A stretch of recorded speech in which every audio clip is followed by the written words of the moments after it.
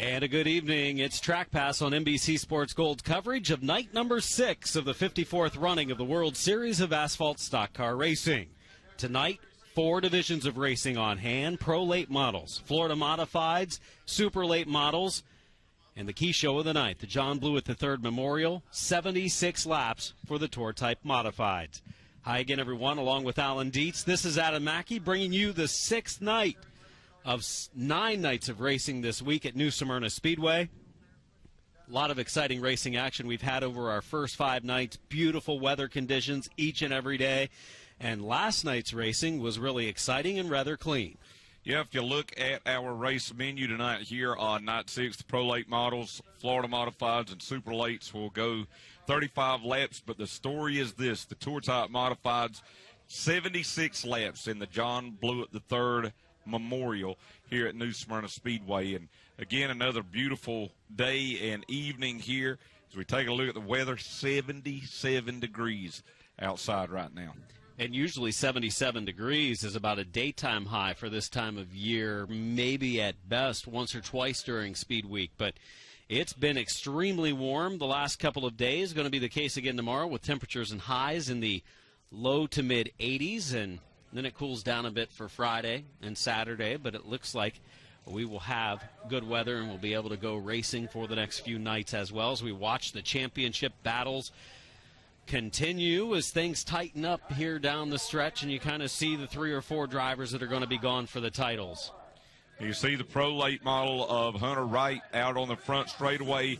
This is a gender reveal for the race director, I believe, at Highland Rim Speedway. This his grandchild, and it looks like it's going to be a boy. Or a Smurf. I'm not sure. It's like, gentlemen, ladies and gentlemen, you're going to have a Smurf. So Hunter Wright participating in that. He's from Tennessee and has competed at Highland Rim. And now Hunter Wright here just helping with the gender reveal. So a pretty cool deal to get us started. They were working quite diligently on making this happen, trying to get the powder in the exhaust there. And now I think the powder's on that lady's white pants. And it did work pretty well when they started up the car. It did work pretty well. We weren't exactly sure what they were doing, but they made it work. Remember, you can comment on tonight's racing action here at New Smyrna Speedway on Twitter with hashtag trackpass. You can also make your comments on Facebook, Instagram, or any other type of social media. Again, use the hashtag trackpass. And we appreciate all of you folks that have been watching here from from New Smyrna Speedway this weekend. And we've had a lot of great media here. We've seen Matt Weaver here, folks from Area Auto Racing News, Kyle Souza, and Derek Pernosiglio with NBC Sports. He's helped us out some with the modifieds. Also want to give a shout out to Shane Corshine. He's a social media blogger that covers motorsports in Connecticut. Thanks, Shane Corshine, for watching back at home in Connecticut. See the Pro Late Models lined up along pit road. 35 laps the distance they are going to go tonight. 26, you see him getting ready to go racing this evening.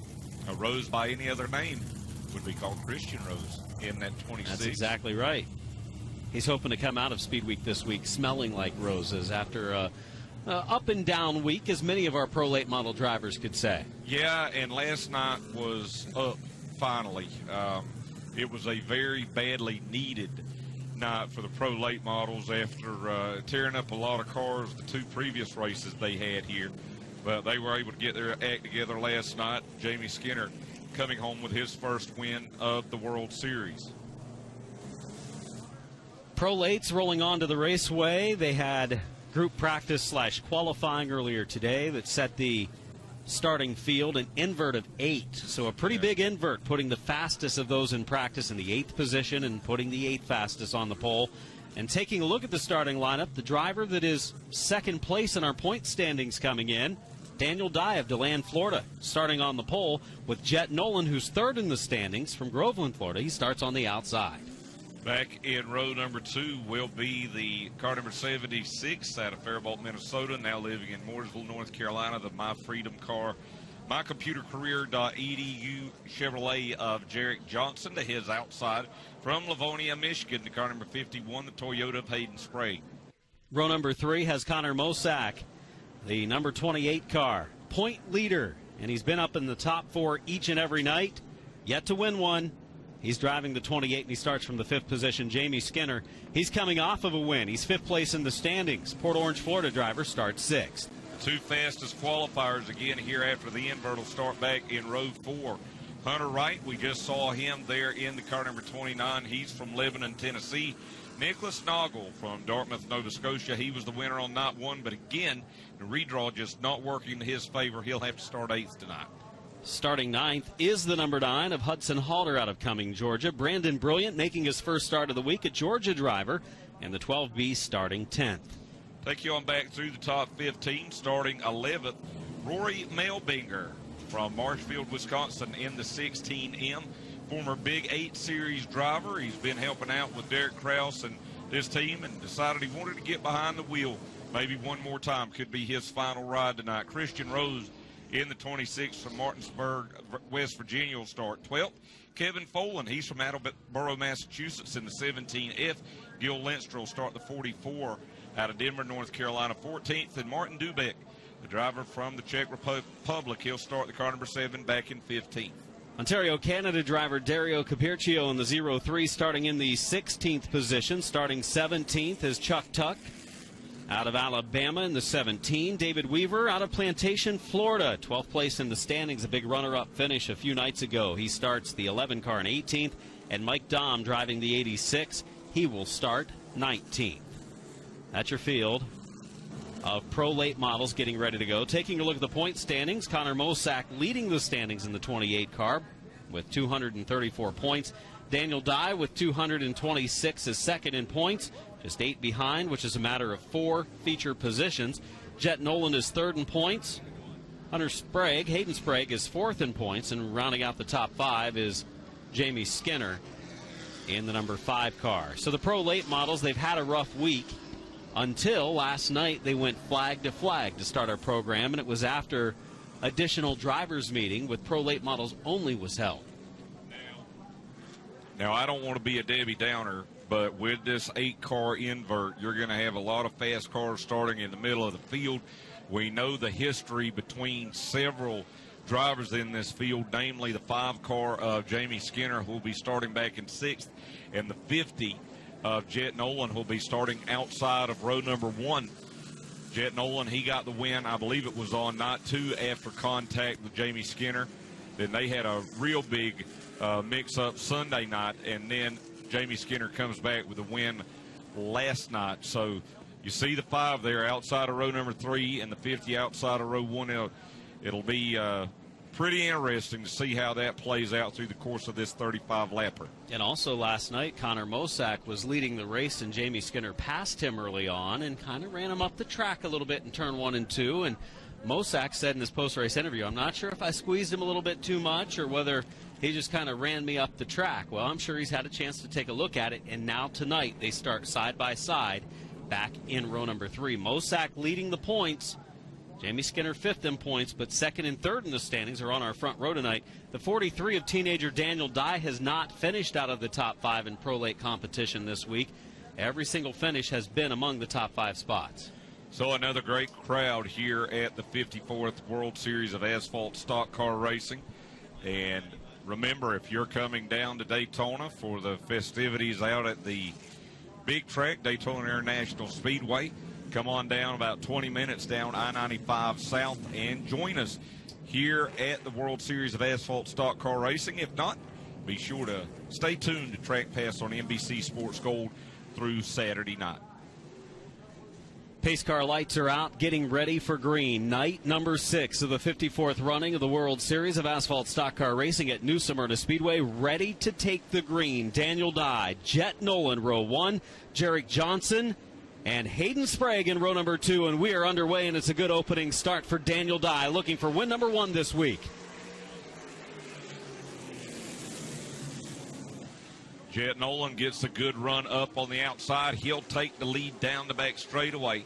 Dye in the Ben Kennedy Racing Dodge will settle into second in front of the 51 of Hayden Sprague. Right now, back behind them, though, Jamie Skinner in the 5, working up to the outside of the 76 car of Jarek Johnson. Skinner team car. Sprague running in the 3rd spot. Skinner working the outside lane. Gets around Johnson, who started in 3rd.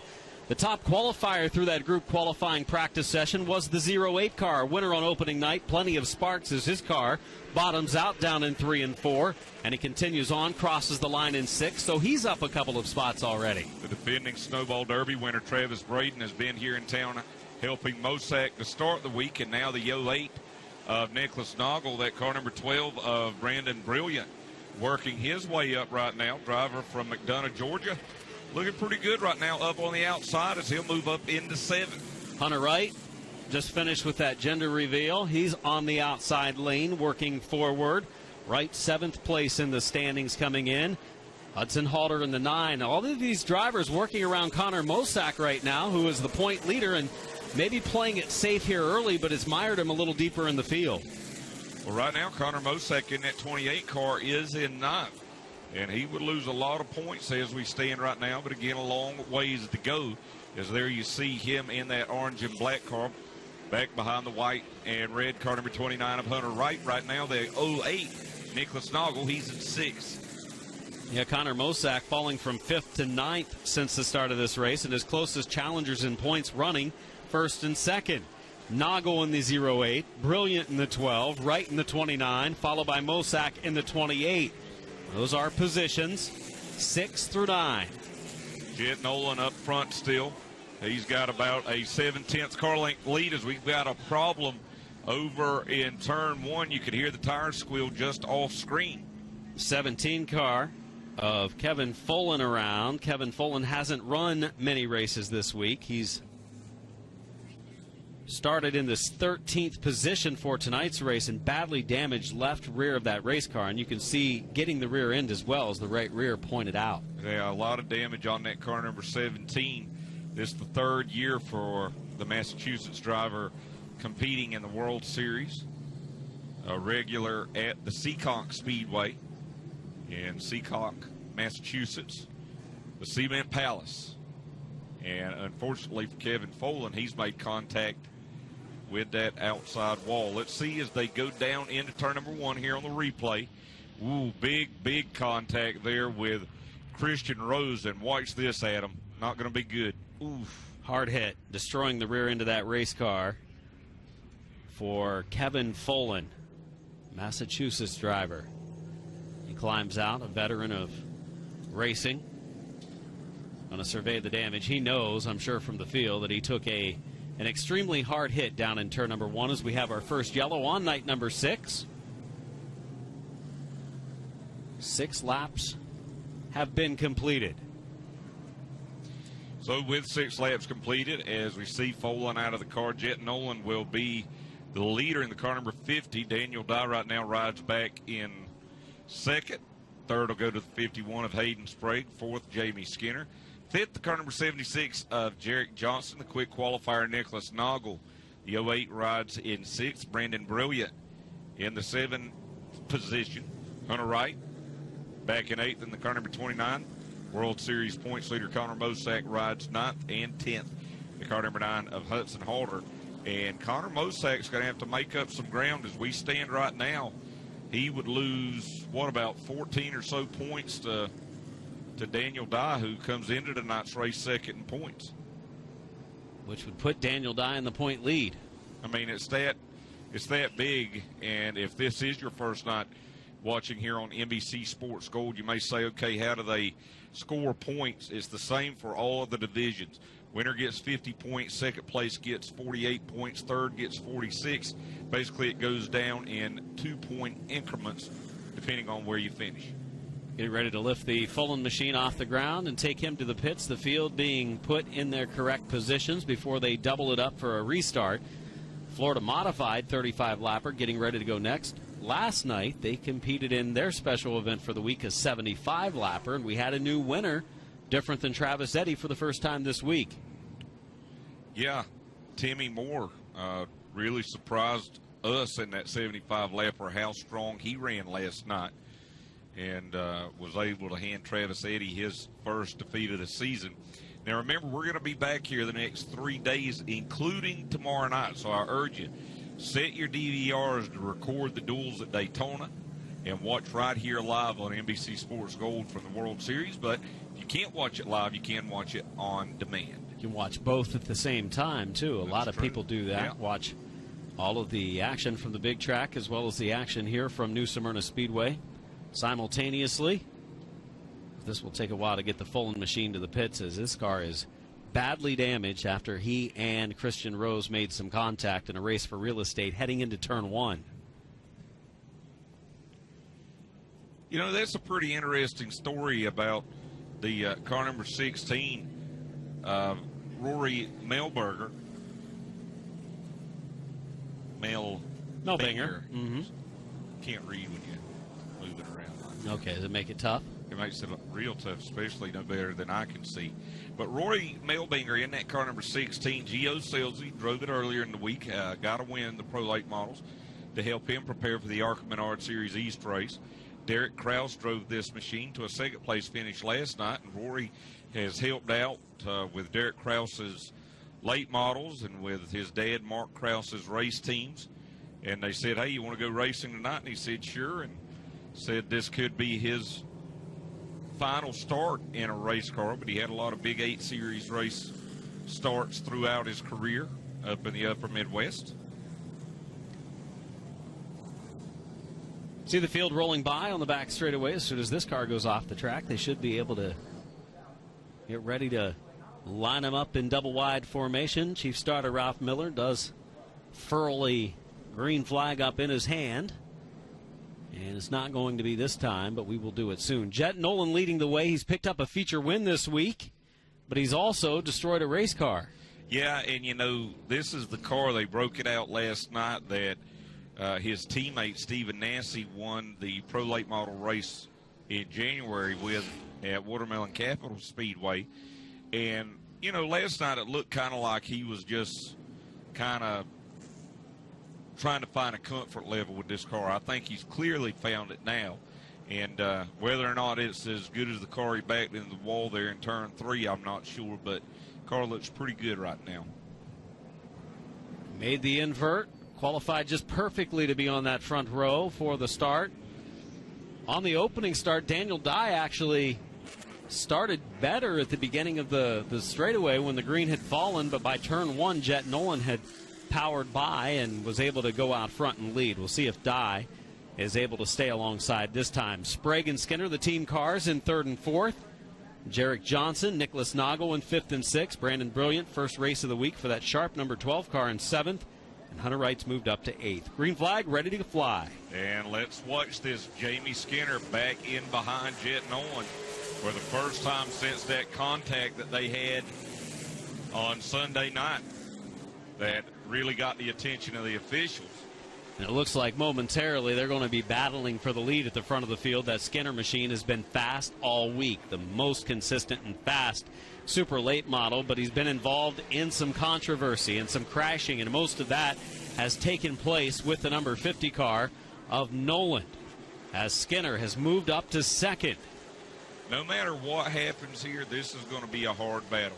That doesn't mean that there has to be contact. That doesn't mean that someone has to get taken out. But I think it's going to be a hard contest. No love lost between these two drivers or their teams for that matter. Jarek Johnson running the low side of Hunter Wright. 6th and 7th, side by side. We've completed 8. It's going to be 9 laps completed this time. Top qualifier Nicholas Noggle just ahead of them. He has made his way into the top 5 from the 8th starting position. +3 for Noggle as Hunter Wright continues to work on Jarek Johnson. And I love these inverts. We've had anywhere from 2 cars inverted in these features, depending on the draw, to 8 cars here tonight. And it makes these fast cars like Skinner have to work their way up.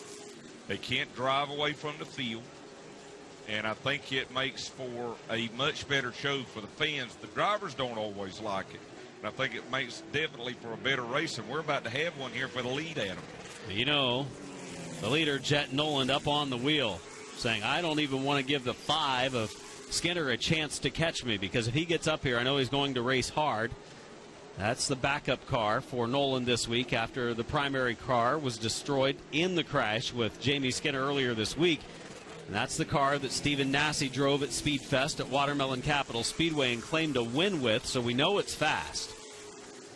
And right now, Jet Nolan leads the way. And remember, this all began last Saturday night when these two were racing for the lead. Skinner was leading. Nolan was able to get a run on a restart from third down to the inside, got into Skinner. As Skinner tried to bring the car back in, he got to the outside wall off turn 2, and Nolan goes to the win. Sunday night, after the contact that we had seen the night before, Skinner made no bones about what his intentions were. They make contact, Nolan's taken out, and then last night, Jamie Skinner taking the win.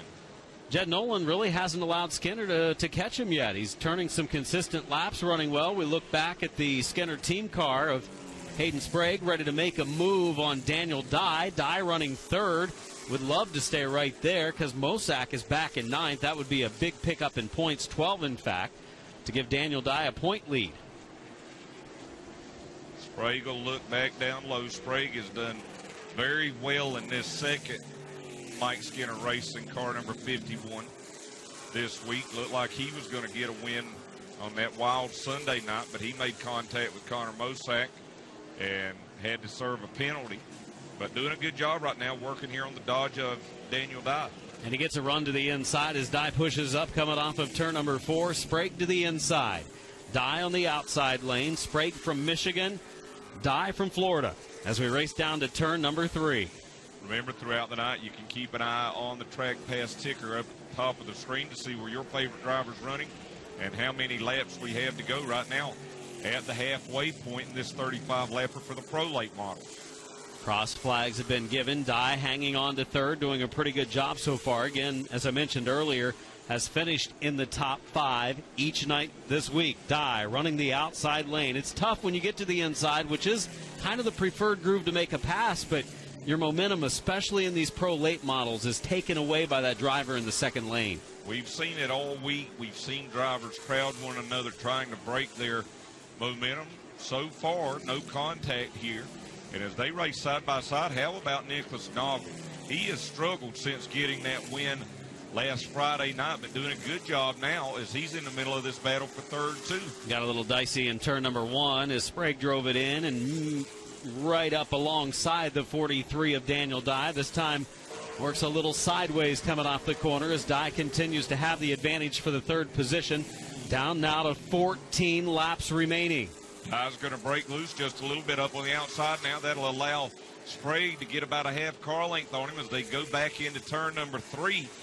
And Sprague's going to clear him, but that's going to open up the inside lane now for Nicholas Noggle. Noggle hasn't taken it yet. And lane's still there, and now Dye real close to the rear bumper of Sprague through 1 and 2. That does now allow Noggle to the inside, and Nicholas Noggle, Canadian driver, gets to the low side. That 08 car is hooked up. Yeah, tonight I think Noggle looking the best that we've seen him look since he won on Friday night. And as we said, Travis Braden came on him on board as they make some contact there. Yesterday, Braden's been spotting for him too.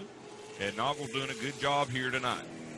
Noggle then allows the 43 of Dye to get back to the inside lane. Some contact middle of the straightaway. A scary moment for Noggle. You can see some damage to the right side of the car. That came when they made some contact on the backstretch. Brilliant has also closed the gap.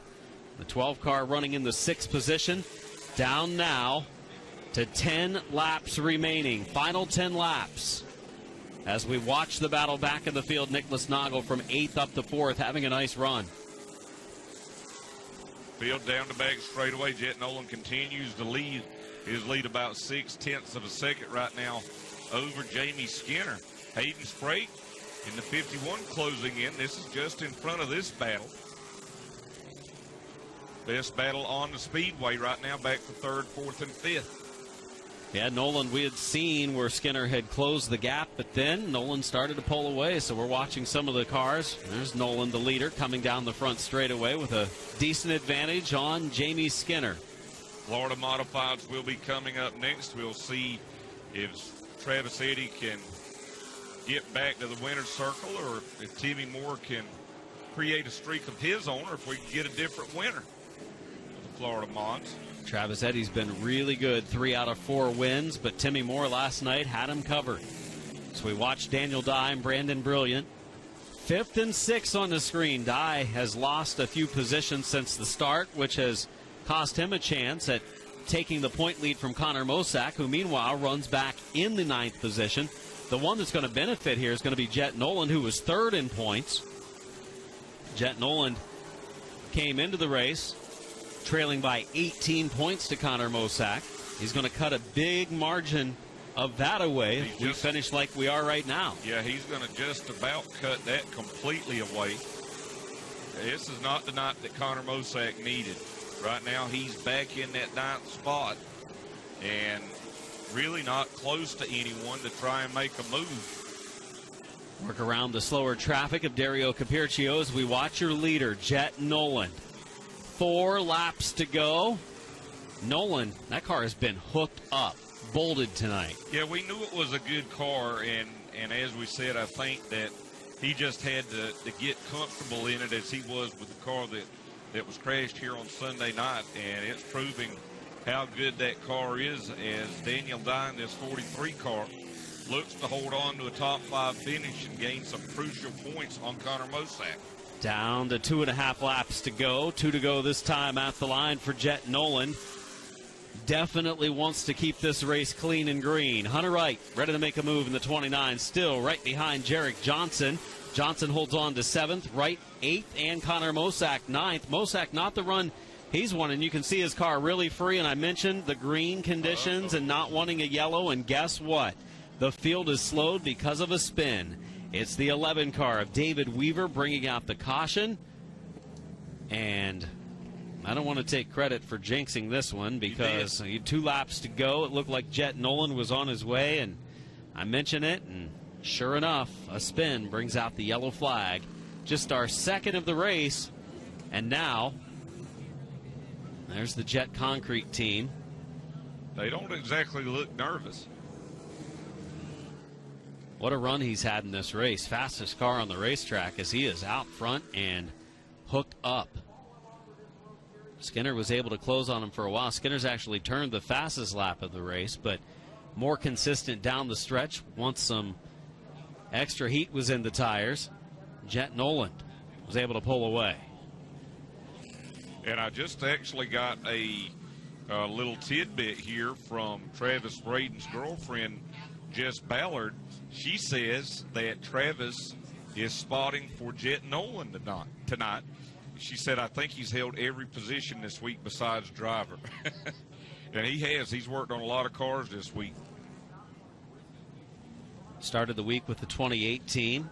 Connor Mosack moved over to the 08 team of Nicholas Noggle, and now tonight helping Jet Nolan as far as a spotter goes. And he's been able to perfectly lead him out front of this field for each of the first 33 laps. But now we get the 1 to go signal, and I think not only do these drivers do it, I'm going to pull my belts tight because Jet Nolan's going to be on the outside lane of Jamie Skinner heading to turn 1 next time around at full speed. And we'll see if these officials, who are probably sweating a little bit now too, got through to these drivers. And you know what?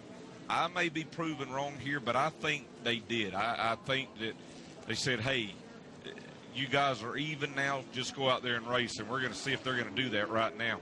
Jet Nolan with a good restart. He might have him cleared easily going down into turn 1. Great restart for Jet Nolan, and that takes that out of the equation. Skinner up the track. Noggle on the outside. Contact for Noggle from Brilliant. That shuffles him back, and he had a chance to move up into 2nd. But you see what happened there. Brandon Brilliant got out of the gas, let Nicholas Noggle gather control of that car, and we stay in the green here with just 1 to go. Final lap. Off of turn number 2, we watch the battle back for the second spot. Jamie Skinner and Hayden Sprague, the team cars. But as we enter turn 3 and head to 4, the 50 car, second win of the week for Jet Nolan. As a strong field of pro late models finished tonight's race, little damage done other than the Kevin Fullen crash, and a clean race up front for Jet Nolan and Jamie Skinner. And Nolan's last restart was strong. Able to hold off Jamie Skinner. Hayden Sprague taking 3rd. Nicholas Noggle taking 4th. Brandon Brilliant finishing in the 5th spot. Daniel Dye was 6th. Jarek Johnson was 7th. Hunter Wright finishes 8th. Connor Mosak, who was the points leader, finishing 9th. And Hudson Halter finishes in the 10th spot. Picking up 16 points off of that deficit tonight will be Jet Nolan. So the points battle is going to be close at the top as Mosak had an 18-point advantage, going to be down to a couple points over Nolan. Daniel Dye was 8 points behind, and he cut into some of that as well on Mosak. It's going to be at least a 3-car battle going into the final couple nights for pro late models. There's the winner, Jet Nolan, in victory lane. Alan Dietz on his way down to speak to our top 3. Jet Nolan holding a pretty wheel tonight as that car was bolted in this racetrack, and nobody had anything for him, as he takes the win, his 2nd of the week, and now is a challenger for the championship despite a bad crash a few nights ago. We'll send it down to Alan. Down here with our winner, Jet Nolan, and a big smile on your face. And I know you got to be happy because it's been a wild week here. In addition to winning this race and it being a clean race tonight, you gained a ton of points on Connor Mosak. Yes, sir. I mean, it was an amazing race. Jet Motorsports put a great car back together for us after what happened on Sunday. I mean, all the cars I got are fast, so this is the outcome of it. Do you feel like after the talk the officials had with you guys yesterday that some of the stuff from earlier this week has been put behind you? I mean, it looks like they were able to get through to a lot of the drivers. I feel like they got through to a lot of the drivers. Not all of them, but I think they got through with all of them. All of them. Were you a little nervous on that last restart? Just a little bit. I think we had a little bit of our clutch slipping, so it was kind of messing us up, but it's in victory lane, so. All right, Jet Nolan, first repeat winner of the World Series here in the Pro Late Model Division. As we come back now to Jamie Skinner, who'll finish in 2nd right now, talking to Dustin Skinner. And Jamie, luck of the draw tonight. Didn't quite work out for you. You come home with a 2nd place finish. 2 good back-to-back finishes for you. Yes, it was good. The car's in one piece, and so we can just clean it up and work on making it better. It wasn't quite as good tonight as it was last night.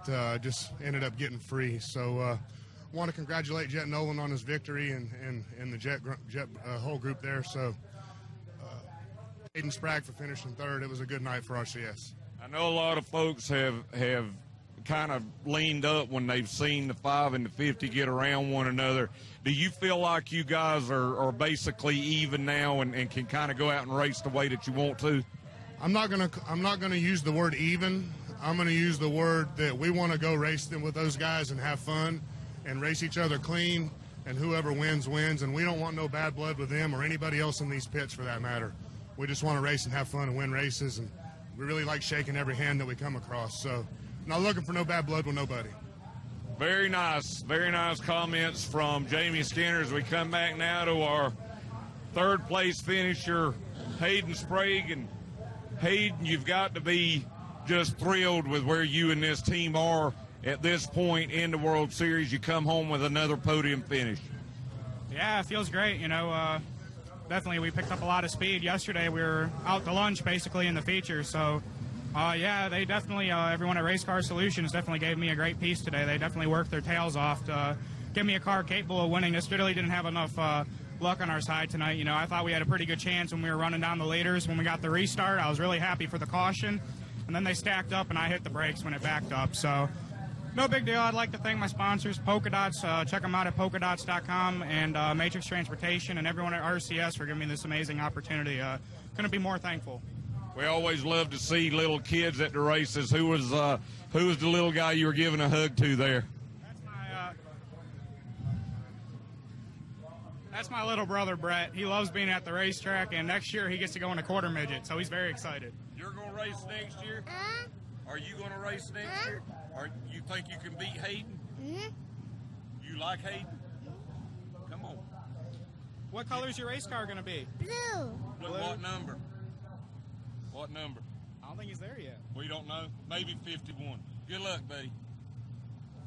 All right. He's a little bit soft-spoken right now, but a big night for Jet Nolan taking the win, and a big night for Mike Skinner Racing coming home with a second and third place finish, Adam, as we get ready for the Florida Modified.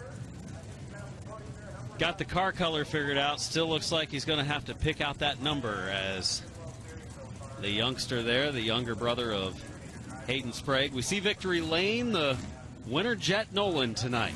Skinner, Sprague, Noggle, and Brilliant finishing the top 5. We take a look at the highlights, the recap of the race. And it was a great opening start for Jet Nolan, who raced into turns 1 and 2. He was worried a little bit about the clutch, but his starts were solid tonight. And here's where Rose and Folan got together. Rose just kind of jumped that left rear a little bit and into the wall hard went Folan. Battle for top spots as Sprague and Daniel Dye go at it. Daniel Dye slipping back a little bit after having a good run early. Here's the last restart where Jet Nolan was able to get a really good restart down in 4, and Jamie Skinner said the car was getting too free as the race went on. Close call there as Brilliant and Noggle made some contact. Noggle steered out of it, kept it in the right direction for a good finish of 4th tonight. But it was all Jet Nolan, leading flag to flag, and just seeing a couple of cautions during this race this evening. A good race for the Pro Late models for a second night in a row after what was a terrible night for the Pro Lates this past Sunday. There's the Florida Modifieds. They're getting lined up along pit road, ready to go for 35 laps. The Pro Lates in the books. Florida Modifieds next. Then the John Blewett III Memorial 76-lapper for the Tour Type Modifieds. Super Late models will round out tonight's program as well. It's night 6, so we've got the rest of tonight's action. We've got Thursday night action tomorrow night at 7:30, and then Friday and Saturday as well. Plenty of activities still to go on here at New Smyrna Speedway. There is the schedule of events for tomorrow night. Tour Type Modifieds, 35, Super Late models, Pro Late models, and Florida Modifieds, all going 35 laps for the Thursday night edition, night number 7 of the World Series. Well, Jamie Skinner congratulated Jet Nolan and their team for their win tonight. You a bit surprised to hear that, Alan, at all? No, they may say they're not even, and they probably want to outrun each other as much as anybody out there, but when you start tearing race cars up and things like that, and I honestly believe that when Jamie Skinner got into him the other night, he meant to spin him, but I don't think he meant to put him in the wall as hard as he did. And I do think that affected him some, and hopefully that bad blood's behind them now.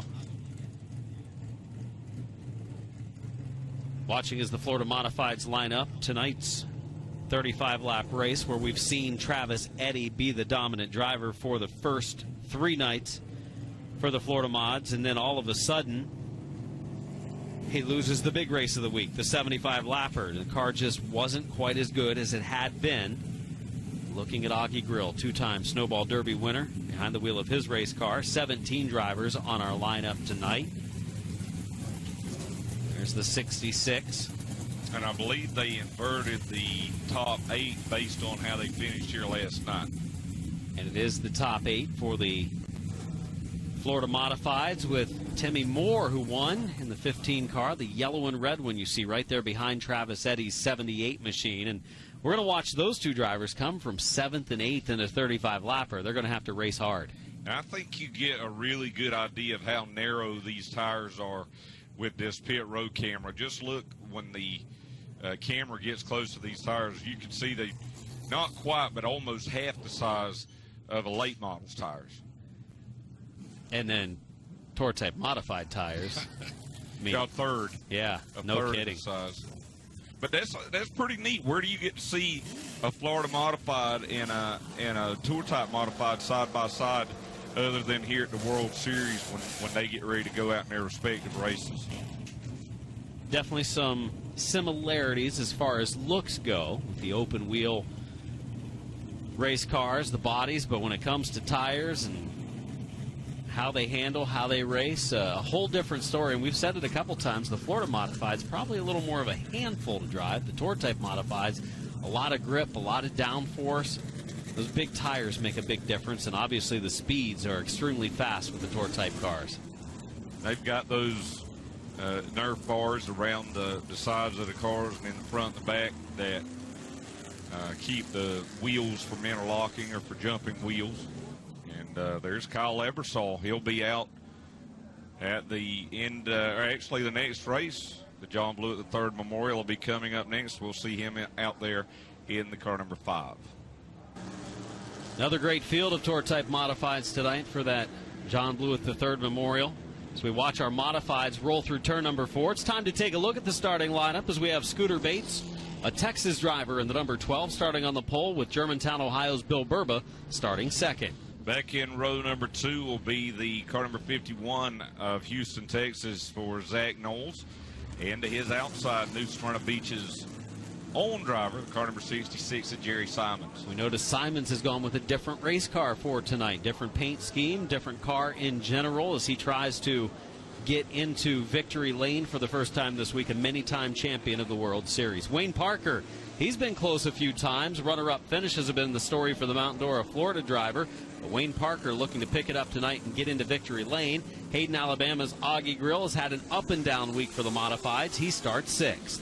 Row 4, the 2 drivers who have won here this week for the Florida Modifieds. The leading winner and points leader of Beaverton, Michigan, the car number 78 of Travis Eddy. To his outside from St. Petersburg, Florida, the car number 15, last night's winner, Timmy Moore. And those 2 drivers last night very fast, way faster than the rest of the field, running a race of their own way out in front of the rest of the pack. If they have those types of cars tonight, it's going to be fun watching them race to the front. Bobby Blake in the 75 starts 9th. Norman Dismuke in the 16D starts 10th. Tank Tucker way back in the 11th spot. And the 15 car starting 12th, Mike Dahm in the 90D. Take you through the rest of the field. The 4B of Alan Bruns from Claremont, Florida will start 13th. 14th will be the car number 90 from Newcastle, Ontario of Rick Warrens. Back in 15th starting position, the 16L from Daytona Beach, Florida of David LeBeau. Starting 16th from Island Park, Iowa, the car number 29 of Galen Price. Rounding out the field, the car number 17 of Beaverton, Ohio for John White. Field of cars getting ready to go. Giving them a couple of laps to get ready. Wave lap for those in the stands, waving back at the drivers, saluting them. And we've talked about it a couple times this week. First of all, Monday night's crowd for the ARCA Menard Series East and Tour-type Modifieds was maybe the biggest I've seen in the last 10 years coming to New Smyrna Speedway. And then last night's crowd and tonight's crowd also very, very good. And, you know, you and I were talking earlier this afternoon. NASCAR Steve Phelps said that they have almost met their 2020 goal for subscribers for TrackPass on NBC Sports Gold. And I think this World Series has been a big part of that. And it just goes to show, you know, where the fans are with grassroots short track racing all over the country. Ralph Miller lets him know next time around he's going to wave that green flag. A little bit of a smaller field of Florida Modifieds. Looks like 15 out of our 17 starters or so making the call for the start of this race.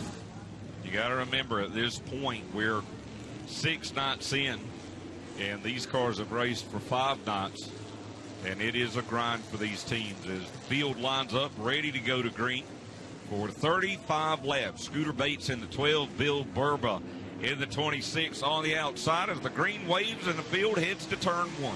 Good start for Scooter Bates in the 12. Burba trying to fight back in the 26. It's a good run through 1 and 2. Burba's had a couple of nice runs in that 26 car as of late. Oh, and some contact. That could have got real ugly. Look at that. Scooter Bates still trying to regain control of that car number 12. He fought it all the way down the back straightaway into turn 3, and now Burba will go back up to the outside. Burba to the outside again. Off of turn number 2 will take over the race lead in that Platinum Express number 26. Bates back into the second spot. Here comes Knowles in the 51. Two-time modified and Mayhem champion. And it's been a tough week for him. He's a little down on power compared to some of the other competitors, and it showed up on the racetrack. He's had some top fives, looking for better tonight. Knowles up there to the outside, but again, these cars with all the horsepower and these narrow tires, so hard to drive. I still can't get over Scooter Bates in that 12 car and how he was able to bring that car in, because that would have been a very big accident as he makes contacts there with the 66 of Jerry Simons. Now Augie Grill to his outside. Augie Grill makes the move. Bates doesn't look real comfortable right now, kind of side to side. Car not real smooth as he makes his way through 3 and 4. Travis Eddy, the point leader, getting around him on the front straightaway. Last night's winner, Timmy Moore in the 15, trying to continue his move toward the front. Again, Eddy and the 15 and Moore had to start deep in the pack tonight. And you saw Scooter Bates try to go up and cover that outside lane in turn 1 to try and hold off Timmy Moore, but it didn't work, as now Travis Eddy has worked his way up into 5th in that 78 car behind the 112 of Augie Grill. Travis Eddy looked to the inside of Augie Grill in turn 4 last time. Wasn't far enough in, so he checked up as Grill closed the door. There, Grill locks up the front tire a little bit going into the corner, and Eddy is there ready to make the move for the 4th position. Augie Grill with a 3rd place finish last night, and he just said we just not quite been where we need to be to compete with this 78 car of Travis Eddy. Right now he rides in front of him, though, in 4th. Jerry Simons in the other race car here tonight for the first time this week, having a decent run right now in the 3rd position, right ahead of Augie Grill. Jerry Simons could just never get the primary car for this week dialed in. So he's made a change for tonight. Still had both cars in the pits as the field slows in 3 and 4. Yellow is out, and we saw this car just didn't look comfortable, and it's the 12 of Scooter Bates. He was running in 7th, but he brings out our first yellow with 7 laps in. And look at that left rear quarter panel. It might not have been comfortable, but it was really not comfortable whatever happened there, whether it was someone getting up into that left rear or if he actually might have made some contact with the wall. So Scooter Bates will join the tail of the field with 7 laps completed. Everyone getting ready here in the anticipation for the Tour Type Modifieds and the John Blue at the 3rd Memorial 76. And I think I'm getting ready to place my bet on Matt Hirschman tonight. He's not won yet this week. He's picked up 2 second-place finishes, but man, a 76-lapper, longer distance race plays right into his hands. Yeah, I think you're right. I think that could be exactly what Matt Hirschman needs. And, you know, if he can't win anything but 2 races during the week, the 2 he's going to want to win are the John Blue at the 3rd Memorial and the Richie Evans Memorial. Leader Bill Burba in the 26 had about a half-second lead build up on Zach Knowles before the yellow came out. Simons running in the 3rd position. Definitely a different paint scheme on that car. A good-looking car, though. Augie Grill in 4th in the 112. Augie finished 2nd one of these nights in a modified, and 2nd-place finish ended up being taken away because of a disqualification post-race tech. They were too light going across scales, and then they figured out they hadn't put enough fuel. They didn't put fuel in it before the race, and therefore the car was a little too light going across. It was a matter of probably a couple gallons would have been enough. Yeah, it's a tough break, and just kind of the way the week has gone for Augie Grill. Glad to have you with us here on Track Pass. I'm Alan Dietz, along with Adam Mackey. Remember, comment on tonight's racing action. You can go to hashtag TrackPass on Twitter or any of your other social media outlets. We're ready for a restart, Alan. We've got Bill Burba leading in the 26, Knowles in the 51. Inside is second, Simons and Grill in row number 2. The restart pretty even coming down the front stretch. Burba's going to have the advantage heading to turn 1. Good restart for Bill Burba up on the outside again. Knowles not with the horsepower he really needs to get going on these restarts. How about Timmy Moore in that 15 car? He was able to get around Travis Eddy in the 78. That could be huge. We continue to watch this great battle for second between Grill on the outside and Zach Knowles down low. 2015 World Series champion in the number 15 car, Timmy Moore, and after a slow start to the week, outstanding last night and looking to make a statement again tonight. But he's boxed in behind Knowles in the 51, Grill in the 112. Meanwhile, pulling away is Bill Burba. Yeah, Bill Burba is loving this as Augie Grill finally going to be able to clear the 51 of Zach Knowles. Now Timmy Moore is going to be able to get up to the outside of Knowles here and try to make a move. Knowles, you know, with that less horsepower, though, able to keep the car wound up and gets through the turns very well. Nearly bumped tires heading into turn 1. Saw Moore also work it sideways in that second lane coming off of turn 4. Car looks to be a little bit on the free side on exit of the corners. We'll see if it stays in the track here on the exit of 4 this time. I think we just can't emphasize how important it was for Timmy Moore to get around Travis Eddy on this restart. Now Eddie's got a nose to the inside of Moore, and I think it's equally as important for Eddy to get around Moore here where he's got an opportunity. Side by side, the 78 of Travis Eddy, the 15 of Timmy Moore. Man, that's great racing. For the 4th and 5th positions, going at it. They never really got side by side last night. It was all Timmy Moore, and Travis Eddy caught him for a while and just couldn't make a move, and then he faded back toward the end as they are right behind Zach Knowles, and I think both are ready to pounce on the 3rd place car of Knowles. I tell you got to give it to Zach Knowles, though, in that 51 car. Even being a little down on horsepower, he is hard to pass. He runs really well here each and every night, and right now he's got that 3rd spot over these 2 winners. Yeah, Timmy Moore's car I don't think is hooked up tonight as it was last night. We've seen it a few times slide sideways off the corner. Of course, last night we noticed he was running a different lane, kind of kept his car up in that second groove through the turns. Remember, when you're leading a race, though, you can dictate a lot as far as where you want to run on the racetrack, and when you get back in traffic, you know, you're kind of forced to go wherever the guy in front of you is not, and the same with trying to defend from a driver back behind, just like Travis Eddy in the 78. 2nd, 3rd, 4th, and 5th. Grill, Knowles, Moore, Eddy. Meanwhile, Bill Burba checking out over a 2.5-second lead on the rest of the field, looking for his first ever World Series win. How big would it be for Bill Burba if he can come home with a win? And right now he has got just over a 2.5 advantage over Augie Grill, and kind of surprises me, Adam, that Augie Grill has not been able to pull away from Zach Knowles, and Timmy Moore and Travis Eddy really have not been in a position to get around Knowles. Coming to halfway, 18 laps completed, 17 laps to go. Bill Burba this week, we've seen improvement as the week has gone on for the 46-year-old driver. Ran full-time at Shady Bowl Speedway in DeGraff, Ohio this past year.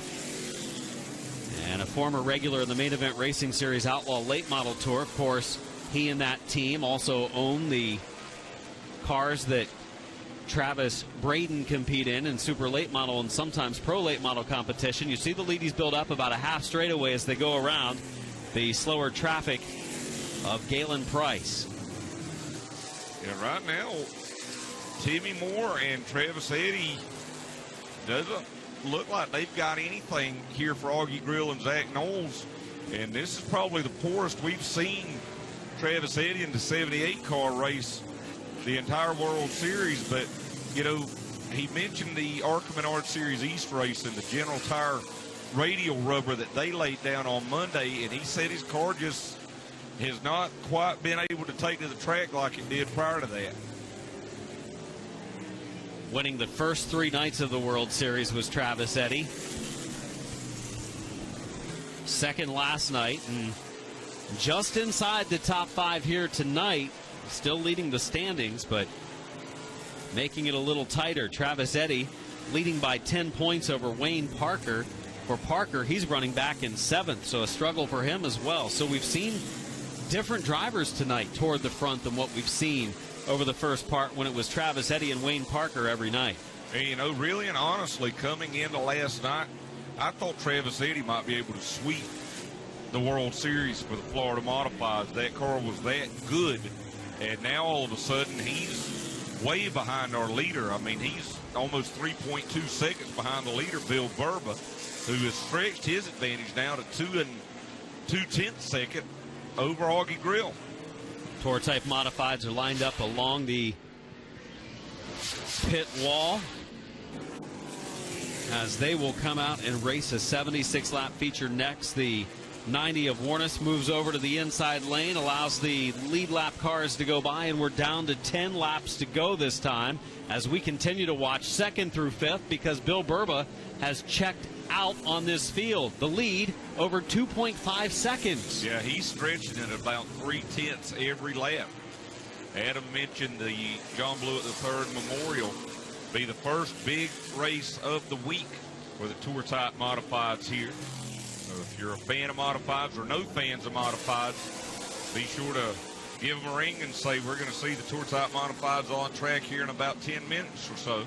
Bill Burba, a number of years ago, you may remember, been within the last 10, he left the ballpark at Winchester Speedway in Winchester, Indiana during a 400 weekend where his car went over the wall in turn 1 and tumbled violently down the banking. He was okay. The car was destroyed.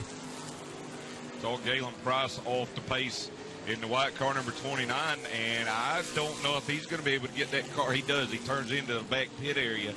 So we're able to stay green here with just 7 laps to go now. Final 7 laps of the race. We watch Zach Knowles, the 3rd place car, the 51, getting a challenge from Timmy Moore. But it's been nose to tail. This division has seen good parity over the last 4 or 5 years with many of these same drivers coming in each and every speed week.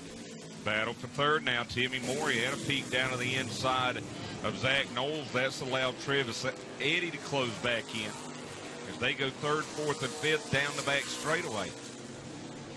Yeah, really surprised with Augie Grill and Zach Knowles not being the fastest cars this week that Eddy and Moore haven't been able to challenge. Upper left of the screen. That's a surprise. Bill Burba, lower right of the screen. 3rd, 4th, and 5th. Watching Timmy Moore, Travis Eddy. Really no challenges being mounted there. 4 to go for Bill Burba. I think that's going to be a fun victory lane if Bill Burba can hold on and get his first World Series win here in the Platinum Express machine. It'd be a huge win for Burba. Going to be 3 to go this time. 2nd race of the night. Pro Late Models putting on another solid show just a little while ago with Jet Nolan claiming the victory. Burba, a veteran driver. As we watch now, Zach Knowles, Timmy Moore, Travis Eddy racing into turn 3. It's night number 6 of the 54th World Series from New Smyrna Speedway, and there's 2 laps to go for Bill Burba. If it stays as is, we're going to have the Ohio connection down in victory lane. A couple of Buckeyes. Adam and Bill Burba will be down there. Just 2 laps to go now as Burba gets ready to take the white flag.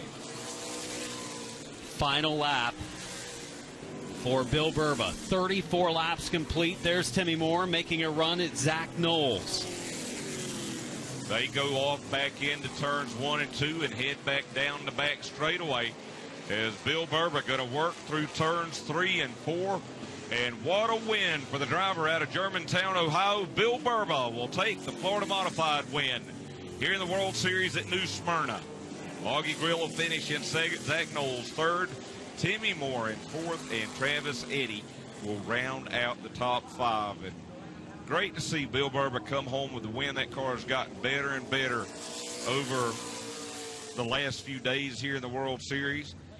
And that Platinum Express team out of Ohio has contributed quite a bit to the short track racing world. Always takes good quality cars to the races. We've mentioned it Travis Braden drives for that team and won the Snowball Derby. And now Bill Burba, who sometimes takes a back seat to the bigger name drivers that race for him, is in prime real estate here tonight at New Smyrna Speedway in Victory Lane, about ready to climb out.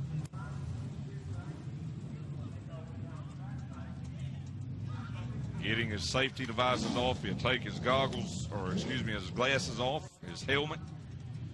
And I'd say him and that team will probably be up late tonight here at New Smyrna Beach, celebrating their win here in the World Series. Adam Mackey's down trackside, and he will get a word with our winner. Bill Burba finding victory lane for the first time ever in World Series action, as he gets ready to climb out and celebrate, and a big old crew over here, Travis Braden among those, and mentioned the Braden connection earlier as he drives this team's super late models, winning a Snowball Derby. As Bill Burba taking his good old time, getting ready to get out of this car in victory lane for the first time, and again, a regular at Shady Bowl Speedway during the summer of 2019. Bill Burba celebrates victory as Travis Braden douses him with some water. Bill, congratulations. Wow, this car was getting better. I didn't know it was good enough to get into victory lane, but it was outstanding tonight. What did you guys do to this thing? We thought we had an engine problem earlier today, so we tore the oil pan and there were 2 rod bearings out of it to check and make sure everything was okay. We put it back together and still had the same little tick, but we think it's something different. I can't thank my guys enough. Struggled all week. Platinum Express and Burba Trucking, McGonigal Engine, Advance Racing, All-Star Performance, Lane Automotive. My crew, Big Mac, Brad, Spotter, Bruce Danz, he is just awesome. Travis Braden winning the Snowball Derby for the team back during the month of December, and now you back it up with a modified win at the World Series. It's been a pretty good couple of months. Yes, it has. Travis Braden wins at the Snowball Derby. Bill Burba wins at the World Series. Bill Burba, his first World Series win in modified competition. Moving on back to our second place finisher, Augie Grill in the 112 car. Augie, well, you pulled away from Travis Eddy, and you pulled away from Wayne Parker, and you pulled away from Zach Knowles and Timmy Moore and those guys. So you were a little better than those. All of a sudden, a new guy pops up tonight. Was the car better tonight than it has been? Yeah, a lot better. We got it a lot better in practice today. John Howell did his homework and changed everything on the car this morning. That's the best we've been, but we still need that little bit. Yeah, we beat all those guys, but then a guy from Indiana, I think, just comes in here and waxes us tonight. But just needed a little bit. Could get off the corner tonight, but I was a little throttle tight. But we'll get it a little better tomorrow and see what we can do. Have you noticed a big change in the track as the week has gone on? Temperatures are warmer, a lot more rubber on the track? Yeah, and from the ARCA cars and the big modifieds, I've definitely noticed a difference.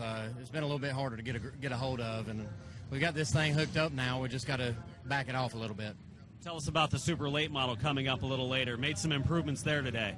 Yeah, the thing's a lot better. There again, the ARCA and modified tires or cars or whatever been on the track, it really messed our supercar up. We changed about everything but the kitchen sink today and got it a lot better and qualified fourth and get to start on the pole. So we'll see if we can't hold our own. Augie Grill's second place run tonight in his Florida modified as we move back to the third place competitor, and we've seen a couple of third place finishes this week. Podium finish again tonight for Zach Knowles as Augie Grill comes in to congratulate him. Zach, little down on power this week, but you know what? Tonight, decent run, another third place finish. Yeah, I can't thank these guys enough, man. We lost the drive shaft. It popped out for trying different stuff, but put it back together. Got a good car running, and now we're back on the podium. So, I mean, I can't thank these guys enough, working all night and all day. And you were able to hold off Travis Eddy and Timmy Moore, two fastest cars we've seen this week at times. So the car had to be pretty good tonight. Well, this is the best car we've had since we've been down here for sure. Of course, you still got to work on it because we're third, but we'll get there. I got to thank Redco Tool and Fastener, Material Express, BMF Shocks and Chassis for helping me out this week. Zach Knowles, third place run once again in the 51 car as the Florida Modifieds complete night 6. Big win for Bill Burba here in the Florida Modifieds. Coming up next, the John Blewett III Memorial 76 lapper for the Tour Type Modifieds. Again, want to thank some of the other media here watching and covering, in addition to NBC Sports Gold, Speed 51, Area Auto Racing News. We've seen Matt Weaver here, Chris Knight, Kyle Souza, and also thanks to Derek Pernasiglio with NBC Sports. He's been helping us out with some notes. And also thanks to Shane Korshine, a social media blogger who covers motorsports in Connecticut. Thanks, Shane, for your constructive criticism of our product. We're going to take a break now here on Track Pass on NBC Sports Gold.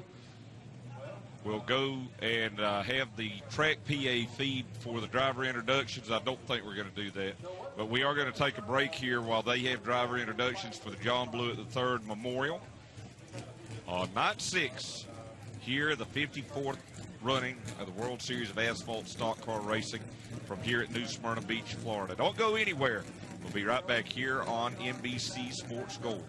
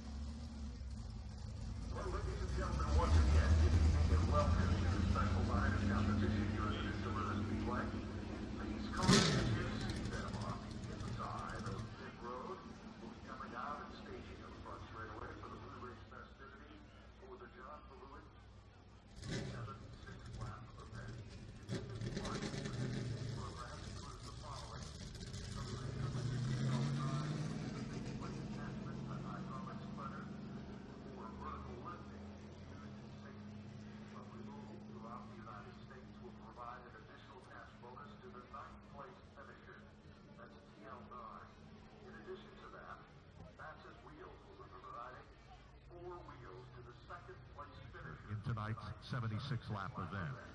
And the all-new Northeast race car parts, through the efforts of Scotty Nordman, will be providing a $25 gift certificate to the 20th place finisher. In addition to that, PFC will provide a free set of brake pads, also will be distributed as well. Now, in order to understand, before the modifieds come out onto the racetrack, how we got to tonight, we have to look back at the 2 previous nights in the competition here.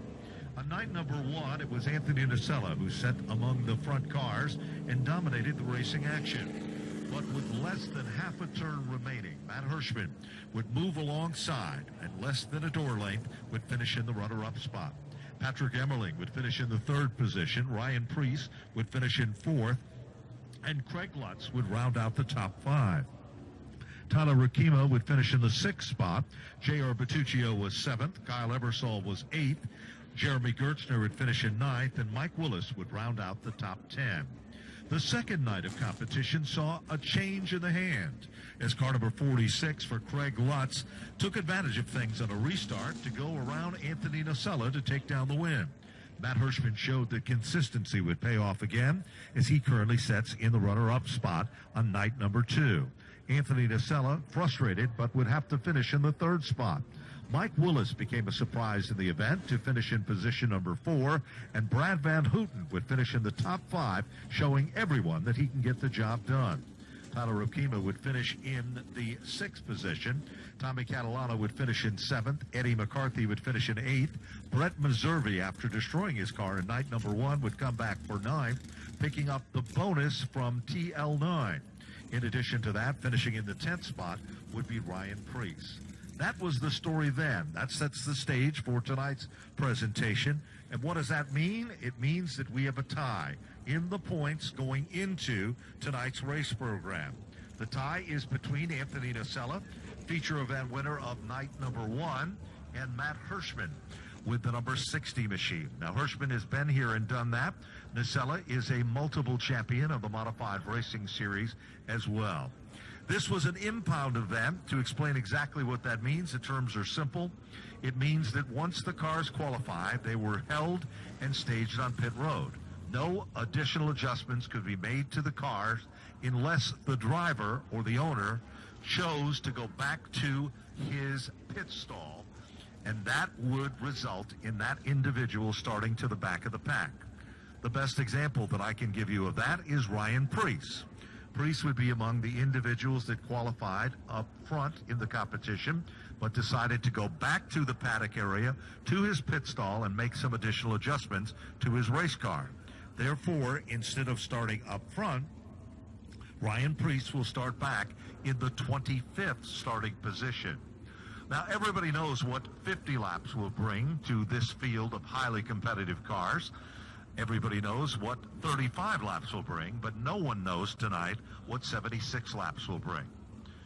Last night's feature event winner will be starting up front in the competition by luck of the redraw, and the cars are being staged, as we said now, in their correct order before we open things up for the festivities here. Now, if you've never witnessed or seen Tour-type modifieds, they originate as the oldest division in NASCAR. They are commonly referred to as the Whelen Modified Tour, but they are also well represented in groups and organizations like the ROC circuits, the Tri-Track circuit, along with many different forms of versions of called Southern Modifieds, SK Modifieds, SK Lights, Sunoco Modifieds, and the list of names goes on and on and on. They are 2,600-pound rocket sleds. The manufacturers represented well in this division.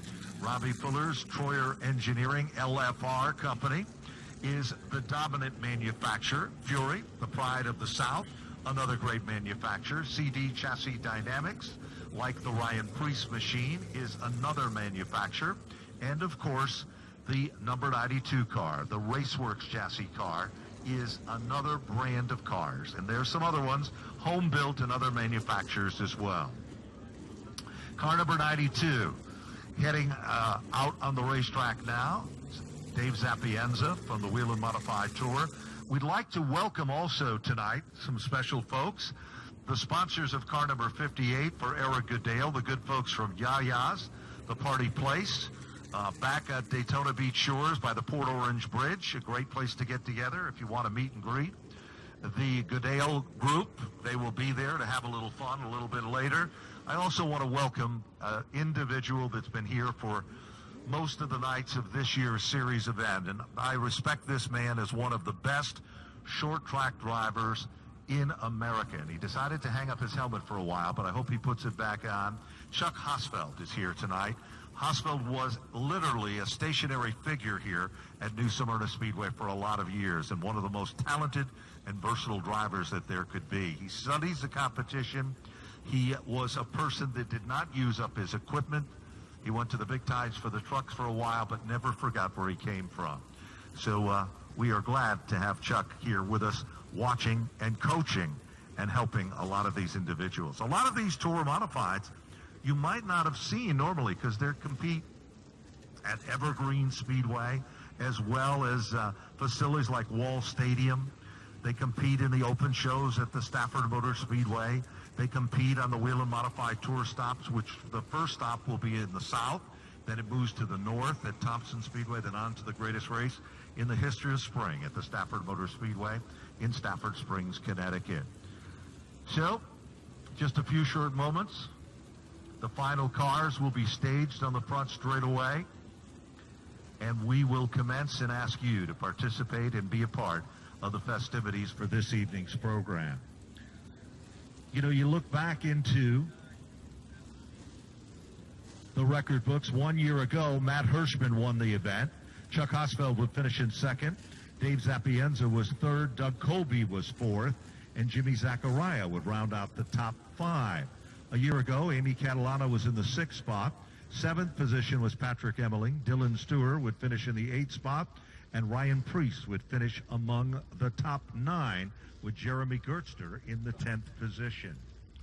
So it looks like we've got pretty much about everybody set here as the final group of cars comes on to the racetrack itself. The starting lineup as we present it to you for this evening's presentation for the John Blewett III Memorial event will be the way that they are scheduled to initially start. So you might see a car in a different location on the racetrack itself, but that is not necessarily when they are ready to go green, where they will take the initial green. As we said before, Ryan Priest was among the top 6 cars in qualifying, chose to go back to his pit area because it was an impound race. Car number 6 will be starting at the back of the field. Want to remind you, the big memorial event that closes out the Tour Type Modifieds is the Richie Evans Memorial event, the 100-lap program. Not tomorrow night, but the following night, as we salute not only Richie Evans, but some of the greatest short track drivers that have left us and are watching from the heavens above. You know, here at the new Smyrna Speedway, Clyde Hart and his wife Dolly inspired to bring these type of cars to the sunny south. They gave us Southern hospitality at its absolute best. And then they literally handed that baton and raised the bar even higher. As Robert Hart, his wife Jane, and Andrew Hart took it to the next level. We have one of the most outstanding fields we have ever had assembled here for World Series competition. But there's so much history that surrounds this racetrack and this series. Drivers like Mr. Excitement, Jimmy Spencer, Charlie J., Richie Evans, Jeff Bodine, Stephen Park, and the list goes on and on and on. All competed. Greg Sachs, all won, and all showed themselves well. Even Tony Stewart competed here in an open wheel modified before it was trendy to run an open wheel tour type modified car. So there's so much history that surrounds all of this. They're still making some adjustments in getting the cars in their correct order. These cars, if you've never seen them before, the only stock body panel in appearance that they use is the roof itself. The tires themselves are 13.5 inches. Hoosier is the official tire of Tour Type Modified Racing. And in addition to all of that, these cars are very, very unique with the tubular chassis. And we have seen the evolution of the Tour Type Modifieds as it continues to grow. But in the last 3 years, I think the growth pattern has been at an all-time high as things have changed a great deal, and the level of the dynamics of a Tour Type Modified car has changed rather rapidly. There is no question about that.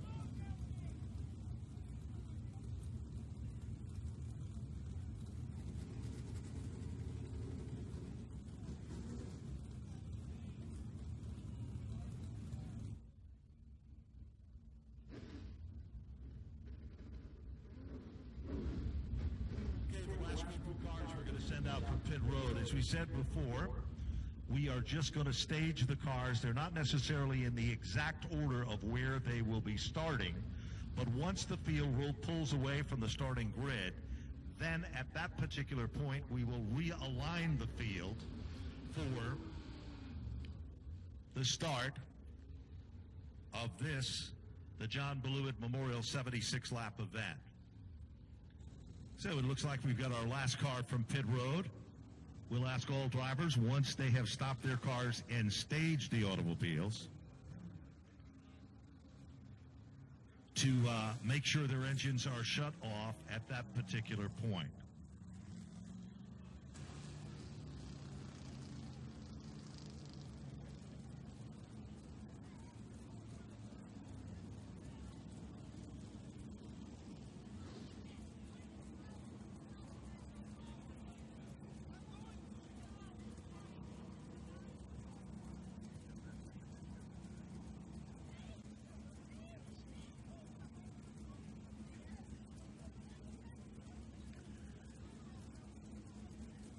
Attention Tour Type Modified drivers, please turn your engines off once your cars are staged.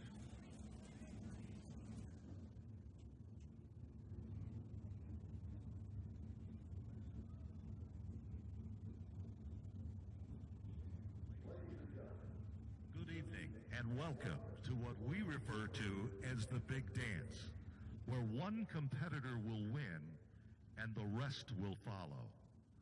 Ladies and gentlemen, we are honored and proud to present tonight as we ask you all to please rise.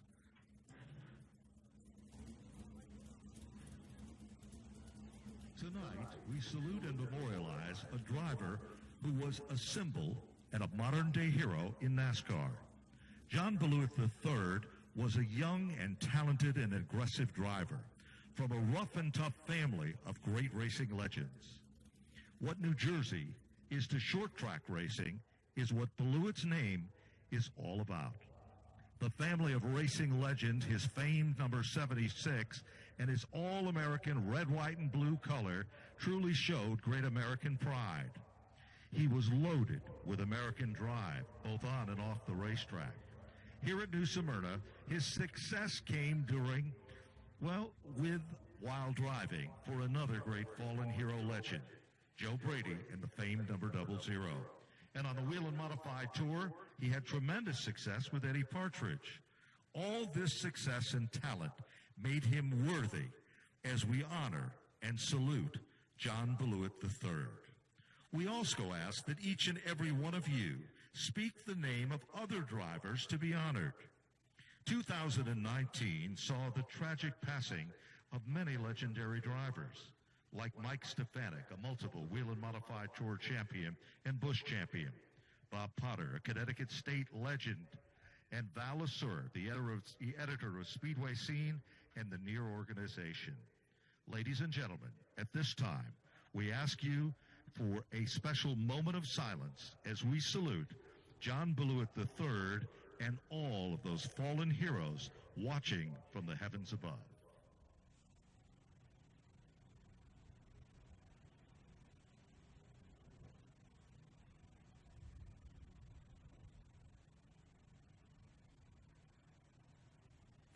Ladies and gentlemen, we are proud to present to you the starting lineup for this evening's presentation. This starting lineup will be reflected in not the way the cars appear on the racetrack, but the way they will assemble when it's time to go green. In the 28th starting position will be the number 28 machine. Car number 28 from Tampa, Florida. Would you give a nice round of applause? Excuse me, car number 55 from Tampa, Florida. Would you give a nice round of applause for John Gertzner? 27th starting position will be the number 27 car. This gentleman has had his share of hardships already, but he's also showed that he can get the job done. From Lavallette, New Jersey, he's a multiple winner at Wall Stadium with 4 wins to his credit. Ladies and gentlemen, car number 27, give a nice round of applause for Adam Lucero. In the 26th starting position sets car number 23. This talented and versatile driver comes from Lindenhurst, New Jersey, driving the Gotham West Developers Coney Ice Cream Machine. Ladies and gentlemen, it is Joey DeGracia. Scheduling to start back in the 25th starting position by his own choice after making a chassis adjustment in an impound event. This talented driver has won titles like here at the World Series in 2015, 16, and 17. 2013, he won a title on the NASCAR Wheel and Modified Tour. He now calls his home Davidson, North Carolina.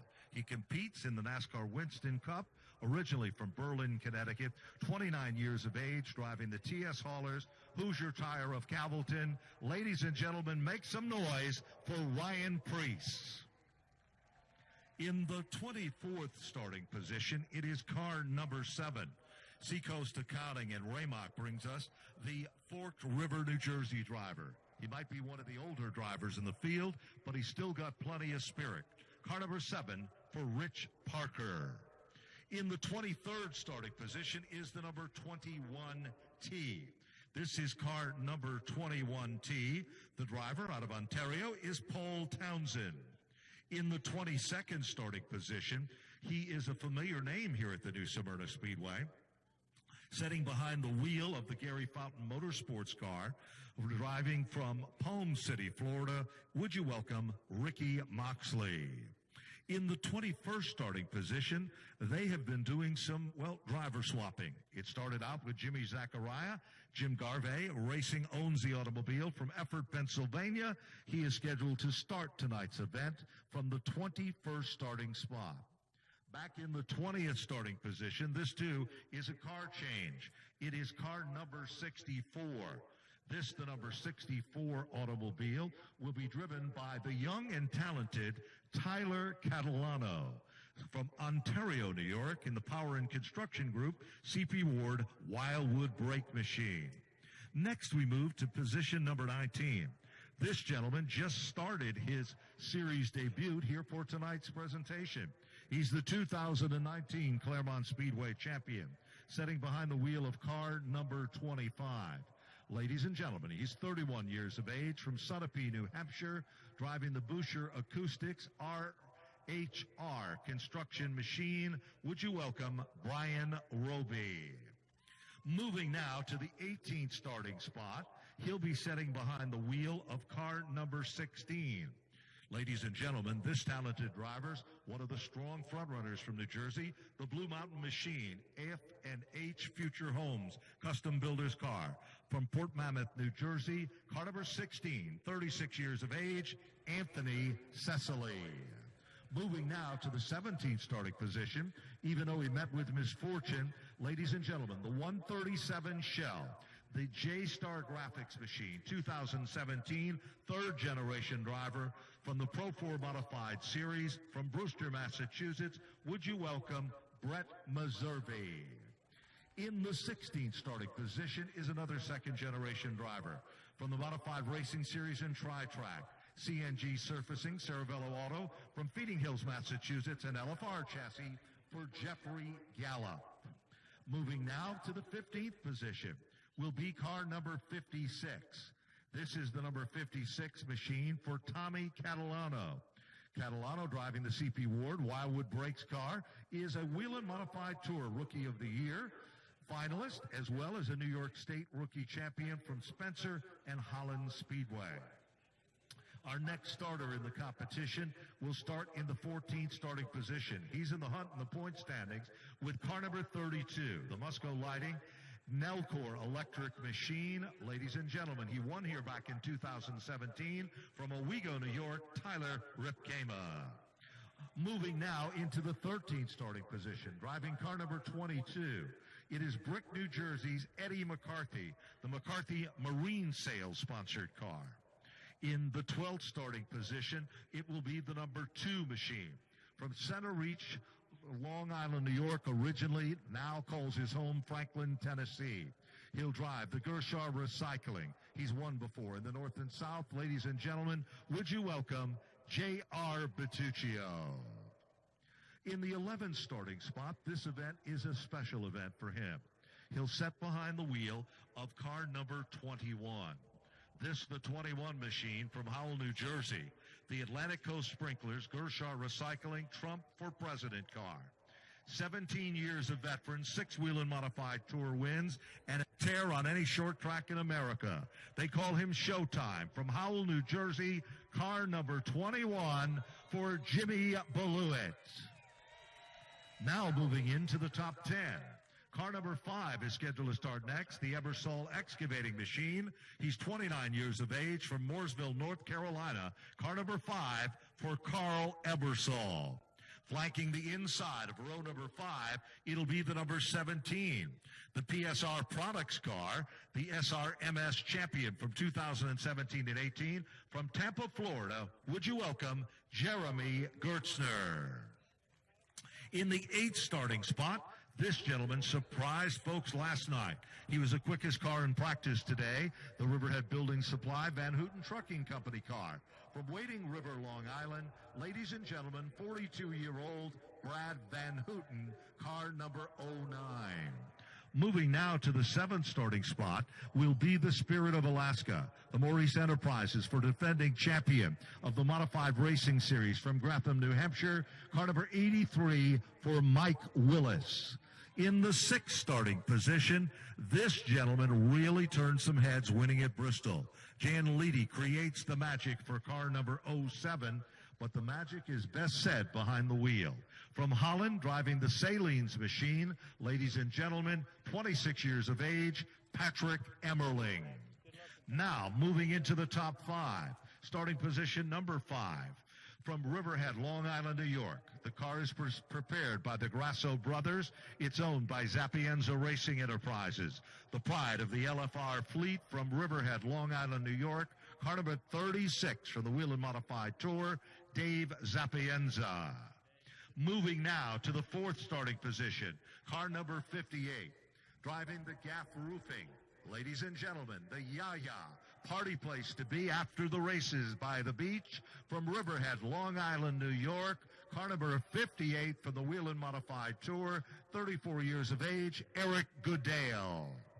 In the 3rd starting position, he won night number 1. He's tied for the points. He's a 2-time champion of the Modified Racing Series. He's won the Rumble at Fort Wayne in the midgets, the Nocella Paving K&D Raceworks chassis number 92. 27 years of age from Auburn, Massachusetts. Give a nice round of applause for Anthony Nocella. And the men that sat in the front row, PD Motorsports with over 22 career wins, multiple wins in the Evans 100. One of the hottest drivers in the country in the ROC circuit, the Tri-Track circuit.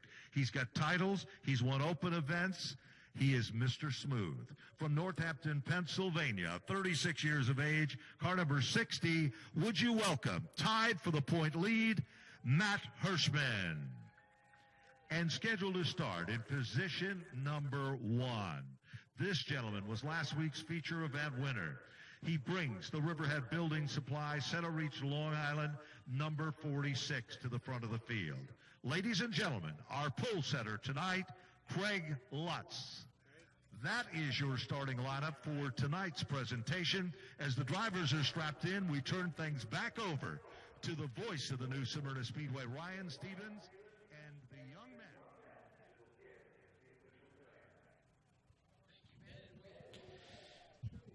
Getting ready to roll, Alan Dietz, the starting lineup, the introduction of the drivers from the longtime voice of the World Series for the Tour Type Modifieds, Ben Dodge, back with us again in 2020, and has been calling those cars ever since they started coming down here many, many years ago, and good to have Ben back with us again, and we'll hear again from him, of course, on Friday night during his pre-race for the Richie Evans Memorial 100. The cars have fired, and 76 laps the distance tonight in what is the second most sought-after event all week long.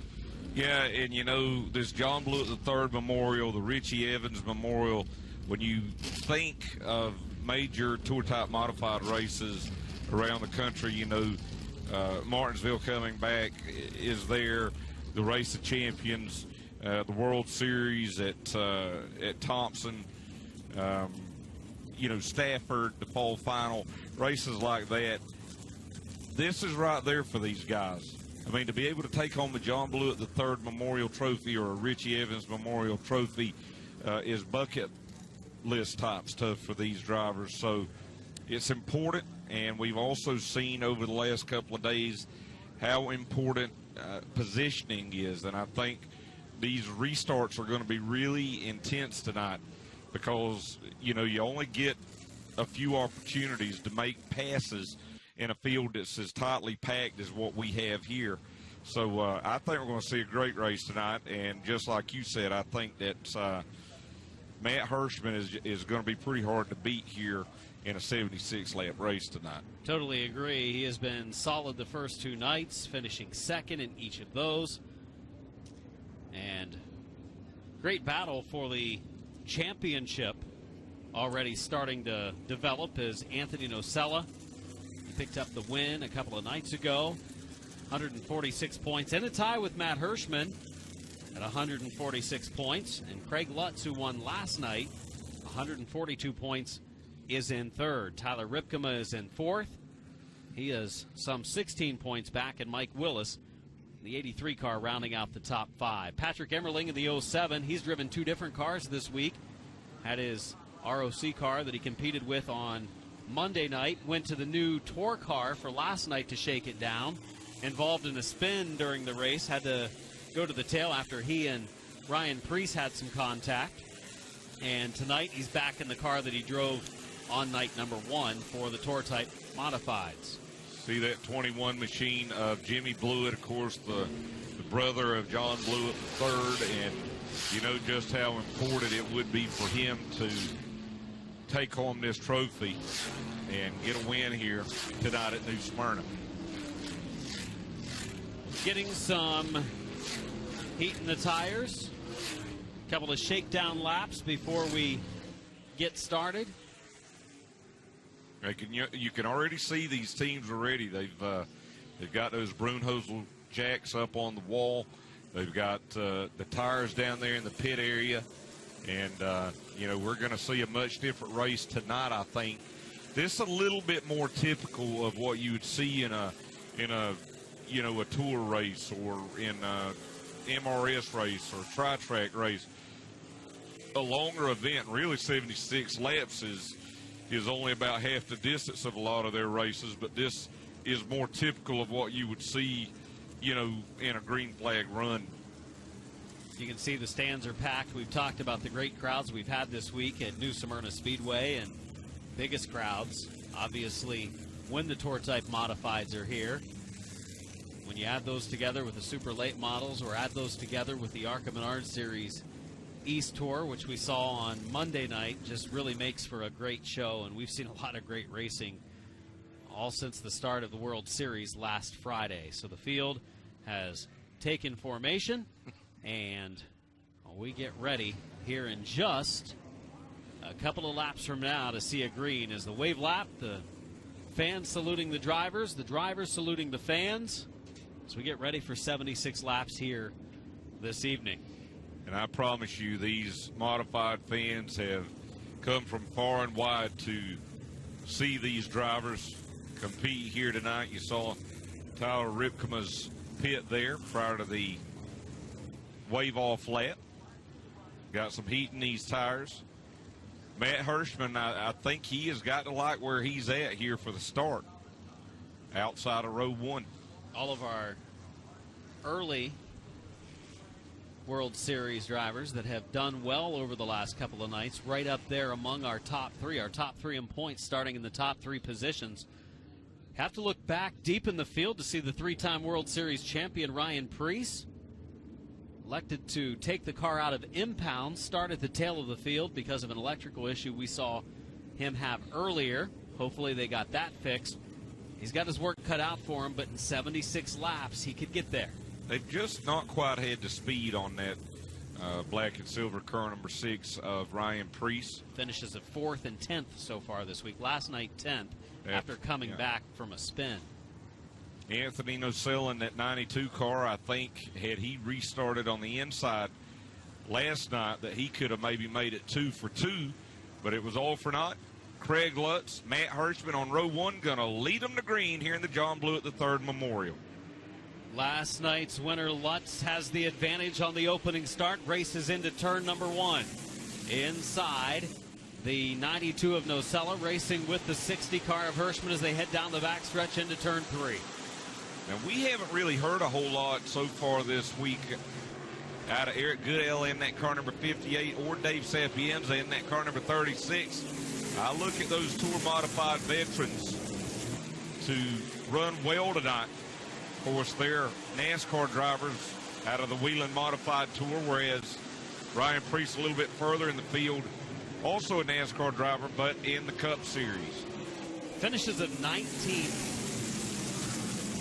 and 13th for Eric Goodale this week. Talked to Eric in the pits earlier tonight, and Eric said, we've had all kinds of issues. Brake problems, fuel problems, we've got them fixed.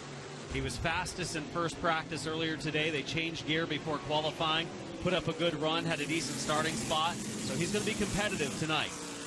Dave Sapienza in that car number 36, coming back after a hard crash last year in the Tour race at Wall Stadium that kept him out of action for several months.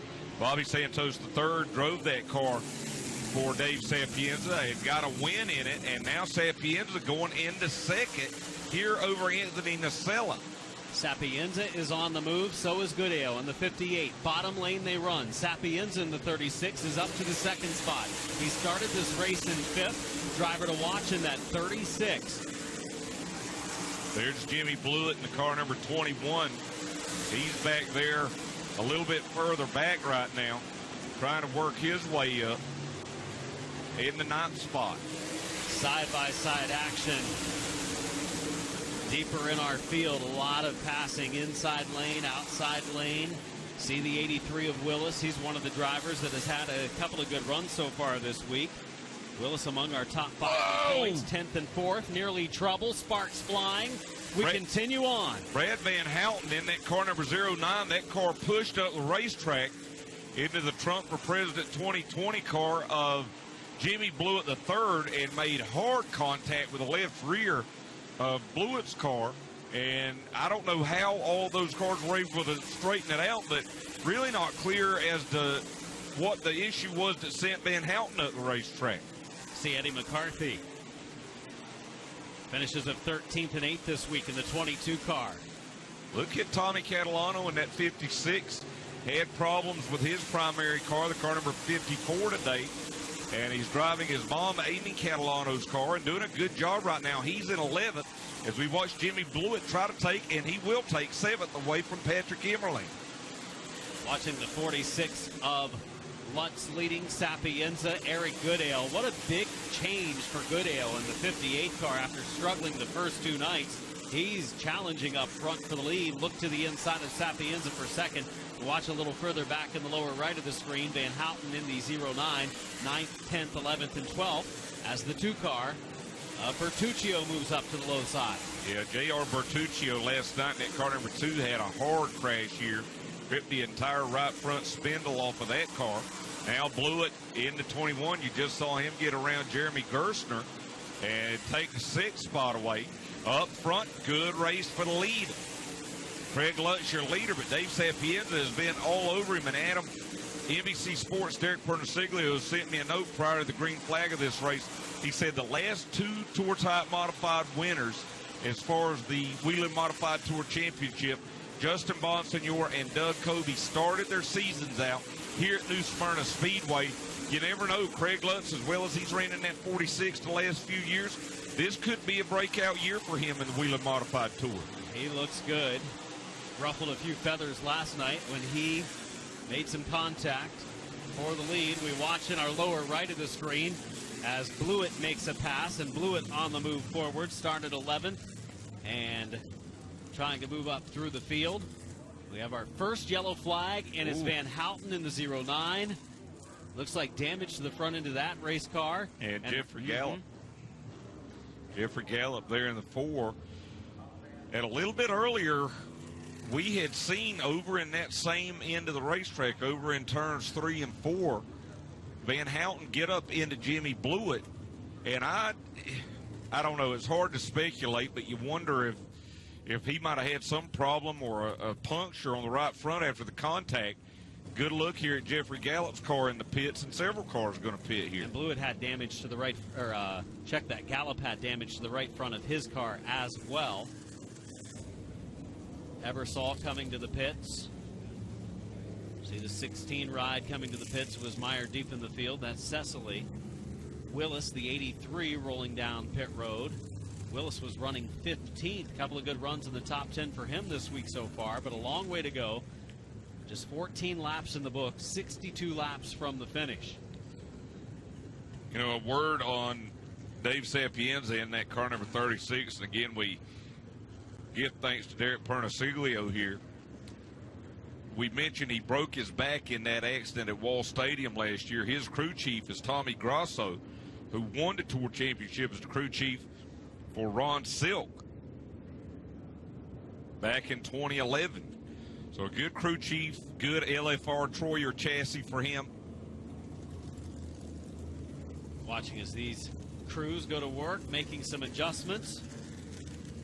Tightening down the air cleaner on the 16 machine back there. Cecily. Gallup working on that right front. Here's a look at the replay. Going into the corner, the 09 of Van Houten really drove it in deep. This is the earlier contact with Jimmy Blewett. And you see, as he got into Blewett, that right front tire really went up into that left rear corner of Blewett's car. And again, you wonder if that could have contributed to this accident here. And we'll get the crew to re-rack that again, because I'd like to take a look specifically at the right front on this 09 car whenever he gets into Jimmy Blewett. He drove it in deep and just made pretty heavy contact, as you mentioned, climbing up that left rear. And that's a tough break, because Brad Van Houten had been having a pretty good World Series so far. I believe he had a 5th place finish here last night. 14th on Monday night, and his night coming to an end. And you see the damage there on the right side of that car. He made hard contact with the outside wall up in turns 3 and 4. Right side work. The crew's busier than they would like to be at this point. This early in the race, Brian Roby's number 25 car switching the right side tires. The official telling them that they can't change the tires. They cannot swap the right sides. Making them switch them back. Taking a look up front, Craig Lutz leads the way. Dave Sapienza runs in second, and Eric Goodale runs in third. Goodale's strong so far. Let's see if we can take another look here when we get a second at this issue that Van Houten had initially with Jimmy Blewett, and this was a few laps before. Here they are. They're coming out of turn 2 and going down the back straightaway, and I want you to watch the right front of this 09 car right here. And, I mean, that is not good for that suspension at all, the way that tire come up. And, you know, again, depending on whether or not he broke a suspension or if he had a punch of that right front tire, I think that could have contributed to what happened here to bring out the first caution of the day on lap 12. Getting the field realigned. Pit stops for those that came to the pits that have had problems early, pretty much completed, and not far away from getting these drivers realigned for a restart. Car on the move so far. Cars that we've seen on the move so far, biggest movers. Eric Goodale in that 58 looks strong. He's only picked up a spot, but he was challenging for first and second. Hirschman's dropped back to fourth. Not a big surprise there. On the longer runs, we'll see him, I'm sure, coming to the front. Jimmy Blewett, he's running right now in the 6th position. He started this race in the 11th spot. So we'll watch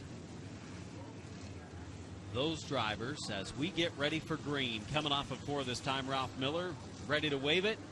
Sapienza on the inside of Lutz. Lutz is the leader, looking for 2 wins in a row, coming to green, turn 4. All right, remember how Craig Lutz was able to get the lead last night? And, well, that's already out the window, because I was going to say Dave Sapienza could have made a similar move in the 36 car, but Lutz was able to get such a good run going down into turns 1 and 2.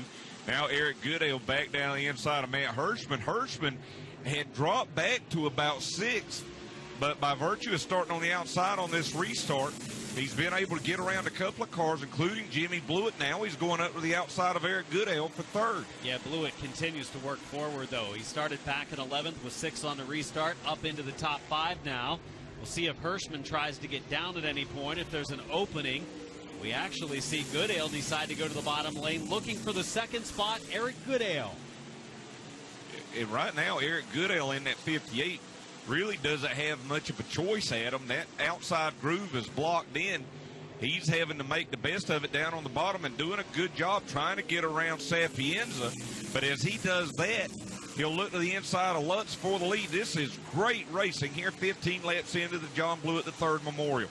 Riverhead, New York driver Eric Goodale takes the lead, coming to complete this time lap number 17. That car is strong. Speaking of strong, Blewett to the inside for the number 3 spot.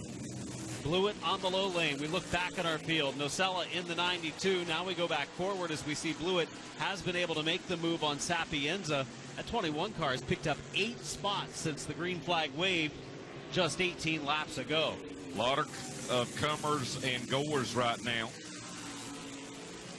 NASCAR's Luke Binky back in Charlotte watching the coverage. Thank you for that, Luke, as we watch a great race right now with Jimmy Blewett. Talk about a man on a mission, Adam.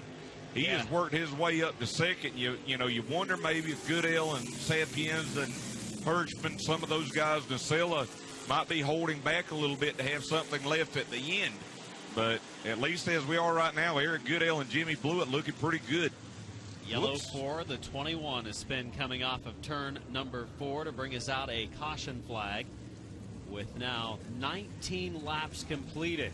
And wow, have we seen Blewett in the 21 rocket from 11th up into the 2nd spot. Guelph, Ontario's Paul Townsend in that car number 21 from Canada, going around over in turn 4. Looks like both wheels pointing to the right. Don't know that any damage was done. So hopefully can get that car rolling once again. 57 laps to go.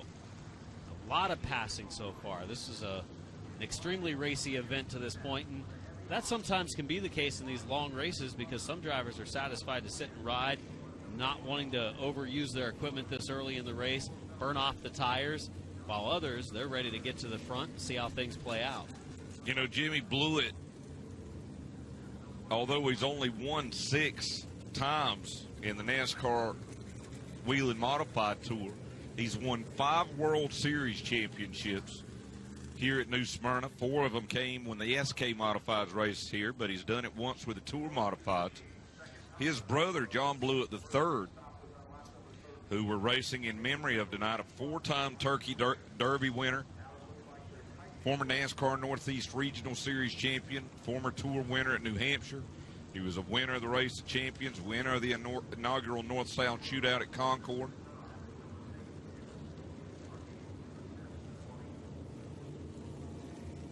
We're going to pull this 21 car away from the wall, and then I think try to get him a push and see if they can get this car refired.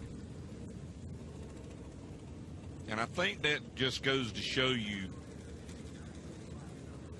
you know, why John Blewett III was so special. You know, not only is the North-South Shootout named in memory of him now, it's held at Hickory. Here, the John Blewett III Memorial at New Smyrna. And he was a young man that made a big impact on a lot of folks' lives. Hello to Sparky, the lightning bug, Kyle McGowan. He's watching down in Charlotte. And remember, if you've got any questions or comments about our broadcast tonight here on TrackPass on NBC Sports Gold, be sure to use TrackPass on your social media pages. Eric Goodale leading the way. Jimmy Blewett in the 2nd spot. Craig Lutz running 3rd. Dave Sapienza running 4th. And Matt Hirschman in the 5th spot. Look, Sammy Smith is right now reading the hashtag TrackPass tweets. Checking out all of the racing on Twitter. you see that guy with the yellow vest on back behind him? He was staring, smiling right into the camera. Little photo bombing going on. Well, I used to love doing that. Eric Goodale. What a change in this race car after the first 2 nights, not finishing in the top 10. But, not a huge surprise. He's won here in the World Series 4 times, and we've seen him win tour races. He always runs well at Stafford and at Thompson, the big tracks up in New England.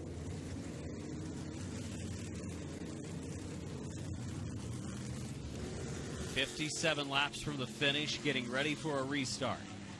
19 laps completed." A note from Speed 51, Ryan Priest, he's moved up from 25th to 14th. Jimmy Blewett, we've watched him. He's from 11th to 2nd. They're the big movers early on as we get ready for another restart. And it's Goodale, as Blewett actually started a little bit early, so he waited on Goodale to come back and beat him to that line in turn number 4. Blewett the advantage on the outside and takes the lead as they race to turn 3. Let's watch this crowd if Jimmy Blewett can take the lead out of turn number 4.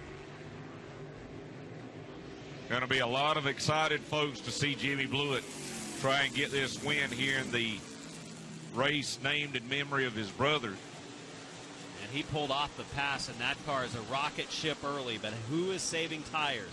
Who is saving equipment? Not giving it a go, and there was some contact and problems for Blewett in the 21. Waved his hand in the air and now drops back in line. Yeah, I don't know if he wants to set the pace right now, to be honest with you. Could he be having a problem? I don't know. We'll have to take a look at that and see as we watch a good race right now back for 5th. Anthony Nacella in the 92 car, Matt Hirschman back in 6th. Tommy Catalano's still having a really good run in his mom's 56 car. Sharp looking ride. I believe looking for an engine to put back in his main car as Catalano gets to the inside of Hirschman. Hirschman running right now in the 6th position. Catalano running in 7th. Side by side. As we watch Bertuccio on the outside lane. Eddie McCarthy on the inside as they follow Patrick Emmerling. We had some folks on Facebook and Twitter. These Tour Type Modified fans love the sound of these modifieds so much. Said, could you just lay out a little bit and let us get a little bit of the roar from New Smyrna? So Adam and I are going to lay out for a lap or 2 here and just let you enjoy the horsepower.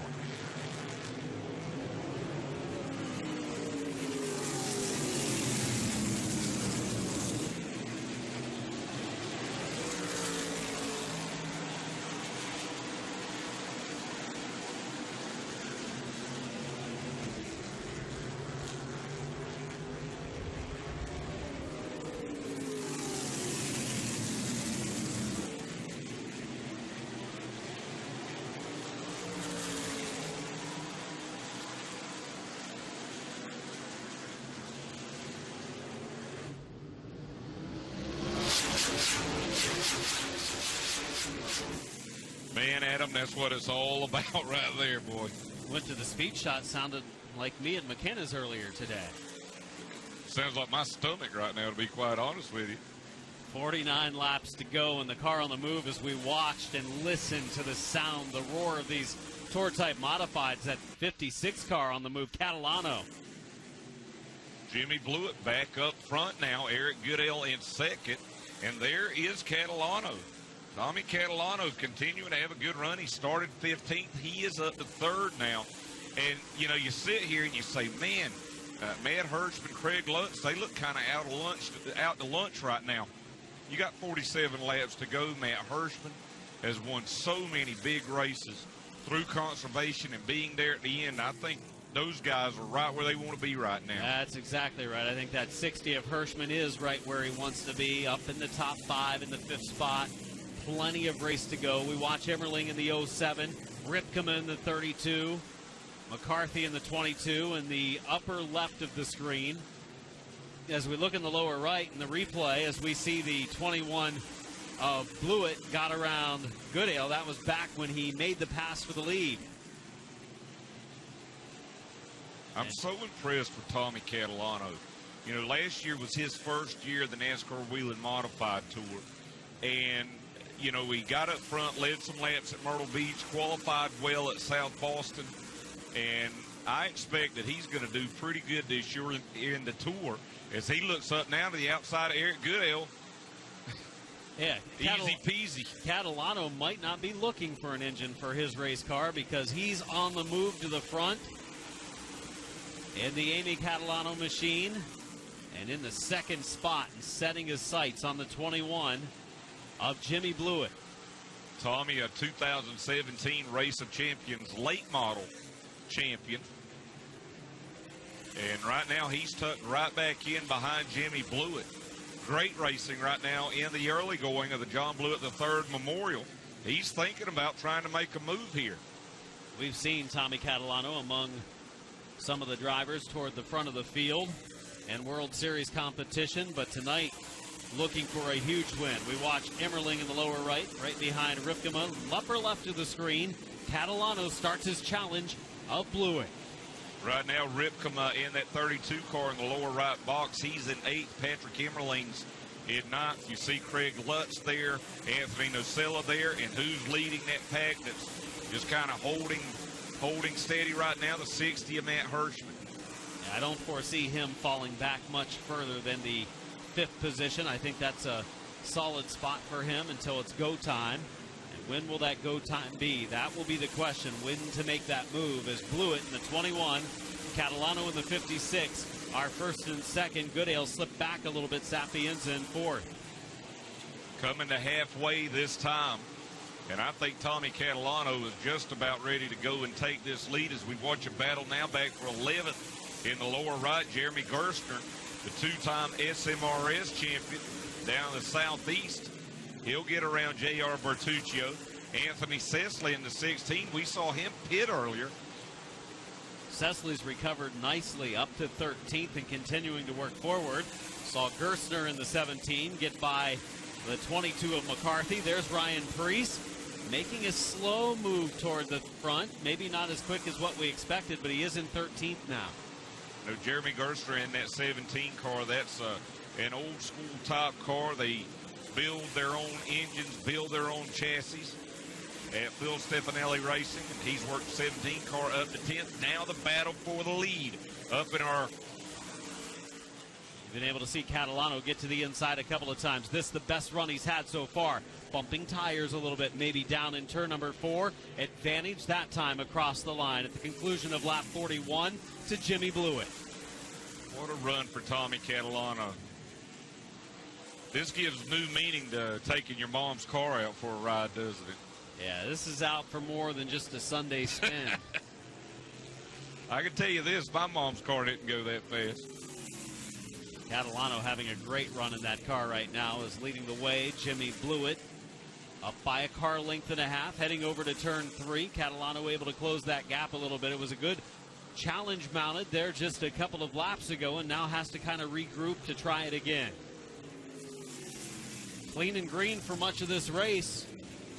John Blewett III Memorial on night number 6 of the 54th running of the World Series here at New Smyrna Speedway. There's Hirschman in the 60, running 5th. Lutz, and he slipped back a few spots. The 92 of Nocella has now moved up in. And we do have a yellow on the racetrack. Field has slowed. Caution flag is out. There's a car on the bottom. Car number 7. 7 of Rich Parker has spun on the bottom of the racetrack outside of turn number 2. 32 laps to go. Rich from Forked River, New Jersey, one of many drivers that came down from Wall Stadium in New Jersey to race this week. And if there was ever a racetrack on earth that could be more different than New Smyrna, it would be Wall Stadium. As far as the only thing they've got in common is one, they're both paved and they're round. That's about it.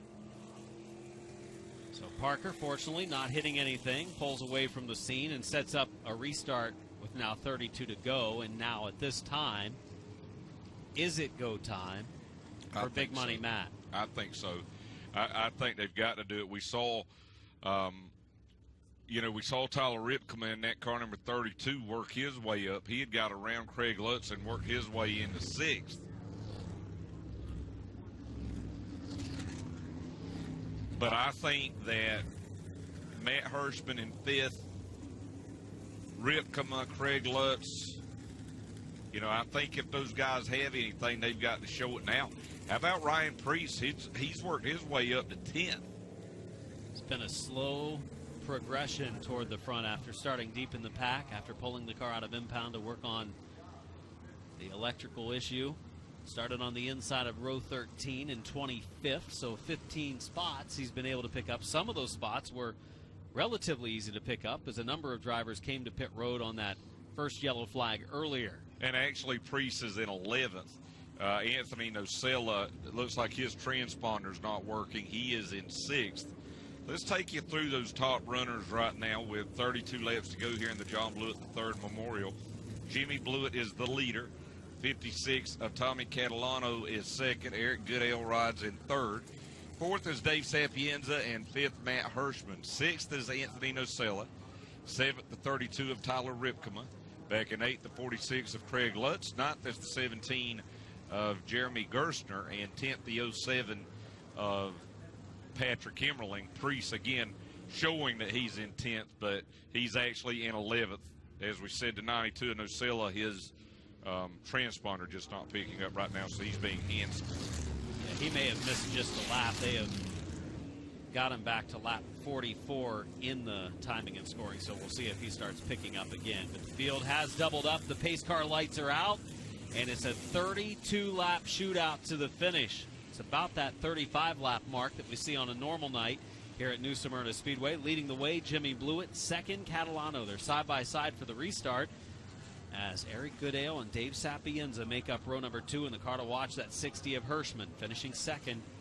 A couple of nights in a row. Can he make the move from 5th to 1st in the final 32 laps? Is it go time right now? It is for Blewett. He goes back out in front. Blewett has been really good on these restarts on the outside of row number 1. This is why we saw Anthony Nocella last night restart on the outside. He just didn't get the start he needed, but it's worked out for Blewett both times so far. Now a battle for third as Dave Sapienza, he'll go up to the outside of Goodale. Anthony Nocella, he's worked his way around Matt Hirschman. He's trying to get around Goodale now out of turn 2. Monday night's winner Nocella trying to move up. He is now among our top 5. For the third spot, looking for second, Sapienza. Watching, though, as we're single file all the way back to Ripkema and Lutz. Yeah, Nocella, it's looped back around with the transponders now, and it's showing him in 5th, so they got that corrected. We saw the 60. Here we go.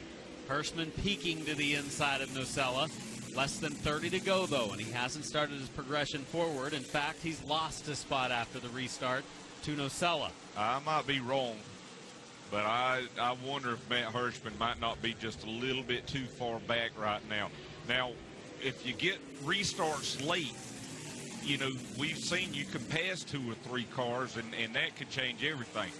Back in 2000, in October of 2000, Dale Earnhardt was in 18th, and I told my entire family, I said, he's not going to win Talladega today.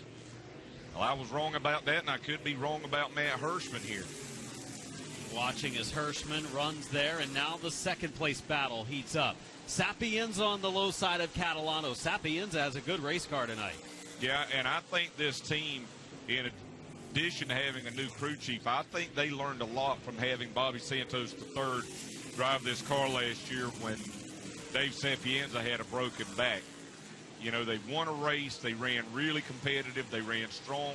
And Sapienza, being from Riverhead, New York, he has been known as a bull ring racer, one of these tracks like Wall Stadium and Riverhead.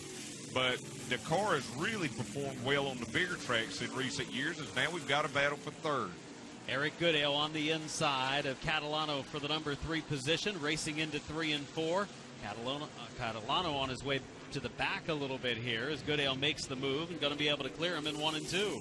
I think you can clearly see right now, here with 24 laps to go, that just because you were strong 15 laps to go does not mean you're going to be strong throughout the duration, and I think it works. It works both ways. Look at Hirschman here now. He's going to take a look down on the inside of Nocella, and I'd say he's saying this is the time to go. He'll move up into fifth. Maybe the number was 25 laps. Now it looks like Hirschman's up on the wheel trying to move forward. He is now looking to battle with the 56 of Catalano. And it literally looked like he flipped the switch. When he decided to look down on the inside of Anthony Nocella, he hit the gas and went. Look here on Tommy Catalano. He's going to do the same thing, trying to take fourth into turn 3. He's not trying. I mean, he's just doing it. And he makes the move, and he makes the move look easy. Now he follows Goodale. Hirschman up into the 4th spot. Leading the way is Blewett. Second, Sapienza. Third. And now the battle between Catalano and Nocella. Catalano's car fading away here toward the end, maybe using a lot of it up early in this race. It was a good run, though, he had from the 11th position, or deep in the field, actually 15th. You know what I said about being wrong about Dale Earnhardt in 2000? I think I might have been wrong about Matt Hirschman in 2020. He was just waiting an extra 10 laps. We had that restart at 32. He didn't go right away, and all of a sudden, at lap 25 is when he started to make his move. And we'll keep that in mind for later this week and the Richie Evans Memorial 100. As you see the 60 of Hirschman, he is now up to the 3rd position. Last time by, he was a second behind the leader. This time by, less than a second. He's on his way to the front. And it doesn't even look hard right now. You know, when he catches these cars, it doesn't even look hard. As we go back to the battle for 8th here, Ryan Preece continues his climb to the front, and sort of like Hirschman, he makes it look easy. Preece able to make the pass of Emmerling. Those two made contact last night, resulting in a spin for each, and they had to go to the tail. It's Ripkema next up on the list for Ryan Preece, the NASCAR Cup Series driver, getting ready for the Daytona 500 this coming Sunday. On the inside of Ripkema coming off the corner. Close battle down into the corner, and it's going to be Ryan Preece moving up to 6th. You see those brakes grinding, though, on Ryan Preece when he went down into turn 1. Now Ripkema off the pace. You saw a little bit of debris come off of that car, whether it was a chunk of rubber or if it was something more major, but he's definitely and look at him pump that fist out of disappointment as we watched the battle for second.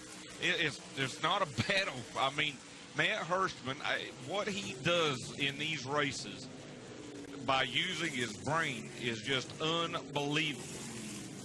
And we understand Ripkema was black flagged for fluid, and maybe some drivers getting caught up in that fluid. Anthony Cecily around here in the 16 car, and a caution out with 14 laps to go. Oh, boy. I'm not so sure that Hirschman needed a yellow. And I'm not so sure that Blewett wanted to see a yellow. 14 laps to go, and Hirschman was running down Blewett quickly. A little early for burnouts. A little bit, as Cecily shows us both sides of the race car. Sharp car. Yeah, it looks good. Thank you, Anthony. Big Mountain Machine, one of the sponsors on that car, number 16. And we had gotten that report about fluid from Tyler Ripkema's car, and that looked like it could have come from maybe a little bit of fluid being on the racetrack. So he's made his way to pit road for the second time in this race. There's Ripkema. And did you see him pounding that steering wheel when he came down pit lane? Yeah, he was not happy having to come to the pits, was running among our top 5. And the crew going to work and taking off the helmet. It looks like Ripkema is going to be done. Ripkema, 2 finishes of 6th place this week so far. Had a decent World Series start tonight, a DNF, but 2 nights left for the Tour Type Modifieds tomorrow and Friday. And he's a former winner here in the World Series.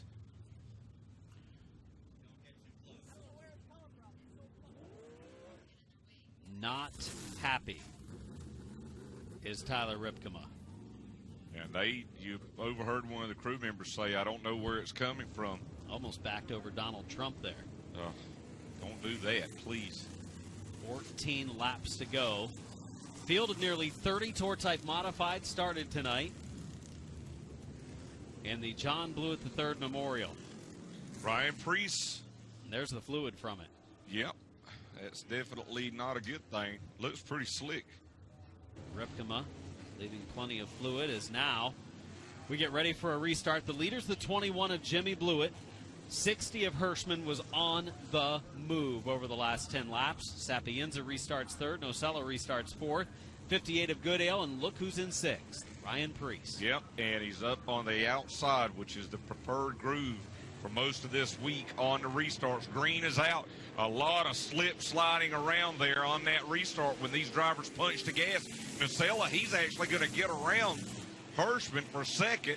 Now Sapienza, Goodale, and Priest all battling back for third and fourth. It's a big break for Jimmy Blewett up there as that puts a car between himself and Hirschman. Hirschman starting to challenge hard. We watch the battles in our top six as we race down into turn one. This is the battle for fourth, as we also watch the battle for the lead. The lead battle up to the upper left, battle back for fourth to the lower right.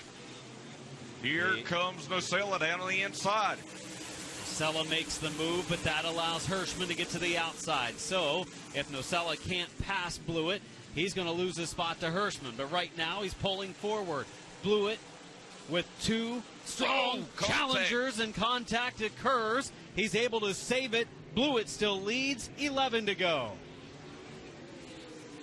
What a battle in our top three spots. Hirschman back to the outside for the second position. Nocella, he'll give him a little bit of room. Hirschman going for the runner-up position now. 10 to go this time.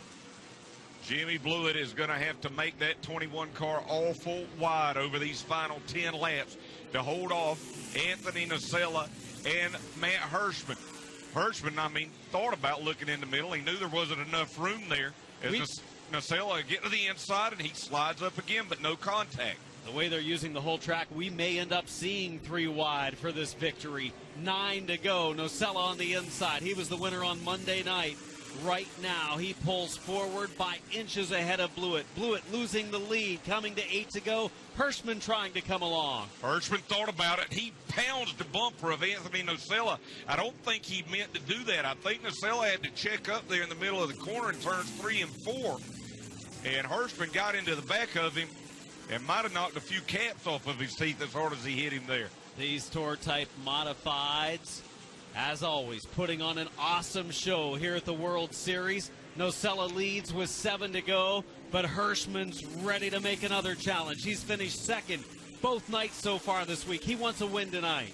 Hirschman did not need Anthony Nocella to get around him on that restart. You know, I think if Hirschman could have not been there and could have been in second and had that shot to get around Jimmy Blewett, I don't think Nocella could have ever passed him. I don't know right now if Hirschman can pass Nocella without maybe roughing him up a little bit. We've seen him not do that this week. I think he's got a little something left. We saw him go to the outside on Monday night and nearly pull it off on the last half of straightaway. He's getting ready to do it a little earlier here. Up the banking a little bit as Hirschman drops back in line. 4 laps to go this time. Can he make the move in 3 and 4? He's going to try, but I just don't know about this outside. And Matt Hirschman, not known to be an aggressor, but the way this Speed Weeks has gone, he is going to have to use that front bumper if he wants to win races here. Nocella protecting the bottom. That allows Hirschman to the outside. Pushes up a little bit. Plenty of room in between the two. And Nocella still clears him. 3 laps to go. You see sparks flying off the brakes of Nocella's car. There's a run for Hirschman in turn 2. Brakes loose just a little bit, though, down the back straightaway. Nocella's able to push him as they go back into turns 3 and 4. Here they come, and again, Hirschman gets a good run on the outside. Let's see what Nocella does back to turn 1. He's going to have to make his car really wide. Hirschman goes up the track a little bit. The advantage to Nocella, middle of the backstretch. Coming to the white flag. Who's going to do it for the John Blewett III Memorial? What a race as the field of getting the white flag now. Anthony Nocella by just the length of the bump of the leader. Now Hirschman inches out ahead in turns 1 and 2. It's going to get wild in turns 3 and 4. Nocella on the inside. Great run down the backstretch. Who's going to do it? 3 and 4. Plenty of room given for Nocella. Down the front straightaway to the line. Wow, it's like a photo finish. I don't know if we could tell from the view that we had. Watching as they came nose first by timing and scoring, Hirschman is shown as the winner, but my goodness, Alan Dietz, what a battle across the line. And as they came across the line, in fact, it shows Nocella not even on the timing and scoring. So Hirschman, I think, pulled forward by inches to claim it. As you'll go down to get a word with him, Alan, what a crazy, crazy finish. Let's watch the finish here and slow it down, guys, as they come out of turn number 4, and let's see if we can tell who got the win here. As they came to the line, wow. What a battle. Dead heat. Hirschman starting to pull forward. Oh, my gosh. Oh, wow. I don't have a clue who won this race. Wow. Unbelievable, Alan. So we will stay with this as Nocella and Hirschman have come across the line. And remember, Nocella has had a transponder that hasn't been working well. So as far as timing and scoring goes, that makes it a little bit tougher. So officials here at New Smyrna Speedway in the World Series watching replays, watching the same things that you were seeing as they are, and we're going to watch it with you and with them. And, I mean, it doesn't get any closer than that. 92 of Nocella and 60 of Hirschman. I have been involved in race directing, so a lot of dirt track races where we've had some photo finishes, and I'm kind of glad I don't have to make the decision on this one. It is that close as officials watch the replay numerous times. Hirschman, Nocella, blew it. What a race. And that's why these stands have been packed for the last 3 nights here of the World Series, as the tour-type modifieds have come into town to watch these cars battle. What a race. And you watch this, Hirschman and Nocella, nearly a dead heat. Hirschman, in that view, looks slightly ahead of Nocella, as the officials talk it over, having a discussion, making sure as they watch the replay that they do the best of getting the call correct.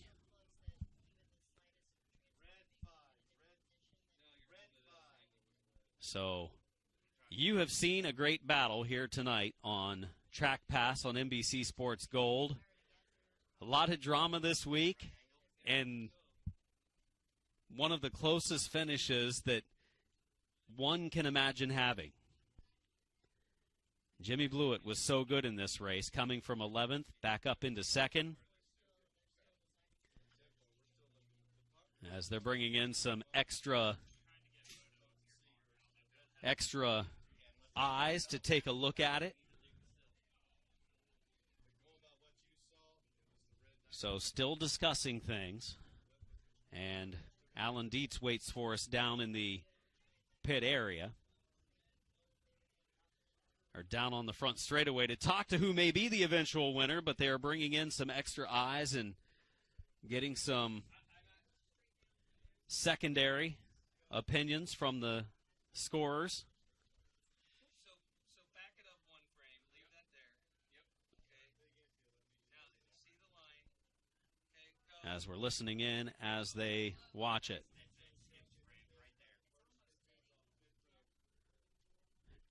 Much the same commentary from the timer and scores here. As they said, well, that's nearly dead even. Yeah, it's about as dead even as you can imagine. And we tried to call it from the view down in turn one, looking at the noses coming. And obviously Hirschman was on the move in the outside lane, but Nocella had the advantage in turn 4, so it was very close.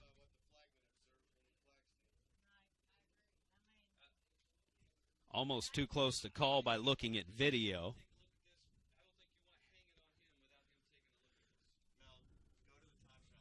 So we are watching with you, race fans.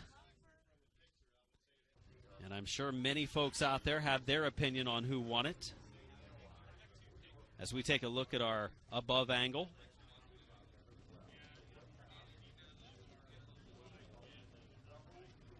Two more modified races for the Tour Type Modifieds throughout this week, tomorrow night, as well as Friday night, the Richie Evans Memorial 100. The anticipation also building. Ralph Miller, the flag man, was confident in what he saw. We will wait to see. And we have just received word that 92 is the official winner. Anthony Nocella has been declared the winner. Obviously, transponders and timing and scoring not working for Nocella. And you see the Nocella team congratulating one another as we get ready to send it down to victory lane. Alan Deeks, take it away.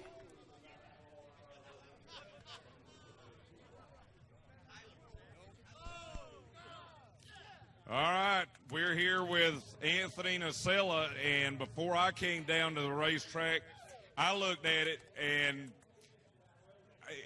I've never seen anything like it. It was as close as it could be. What did you see from your vantage point? Yeah, I mean, it's kind of tough there. I mean, we were swapped the lead those last 6 laps or so, side by side. It was kind of whoever got the best run out of 4 there, and, we,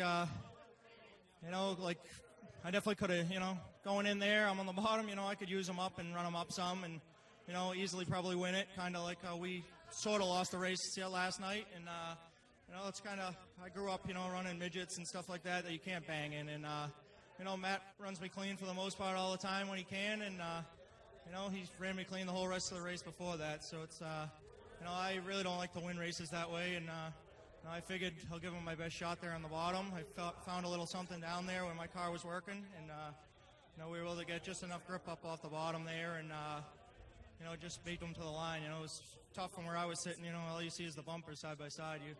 Real tough to judge it then. What does it mean for you to win this race and this World Series start that you've had so far? It's pretty awesome. Especially to beat Matt.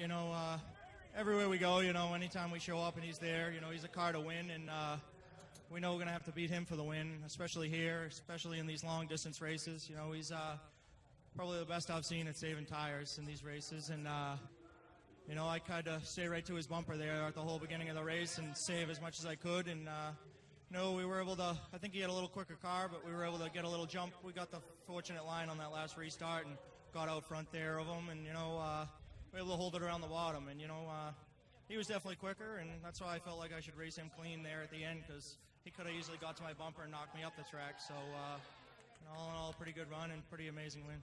Go celebrate. Thank you. Anthony Nocella, your winner of the John Blewett III Memorial, and Matt Hirschman is going to come over, and they're going to talk right now. We're going to let them talk.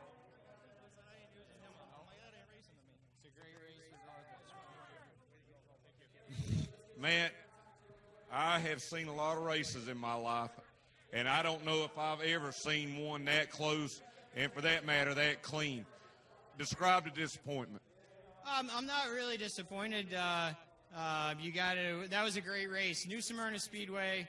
I've seen some of the best modified races I've ever watched here, and now I've been a part of a few of them in the same week. So just incredible, really, great race. I mean, I felt coming to the line, I felt I had him by 6 inches to a foot. I just looked at a photo that shows that. I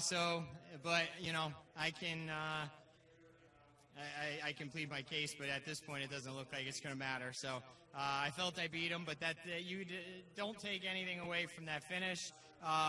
You know, that is a lesson right there for all you young racers out there, not just modified racers, but all racers. That's how you race, and you know, if that's however it's decided by scoring or photo finish, but that's a lesson right there in short track, circle track racing right there.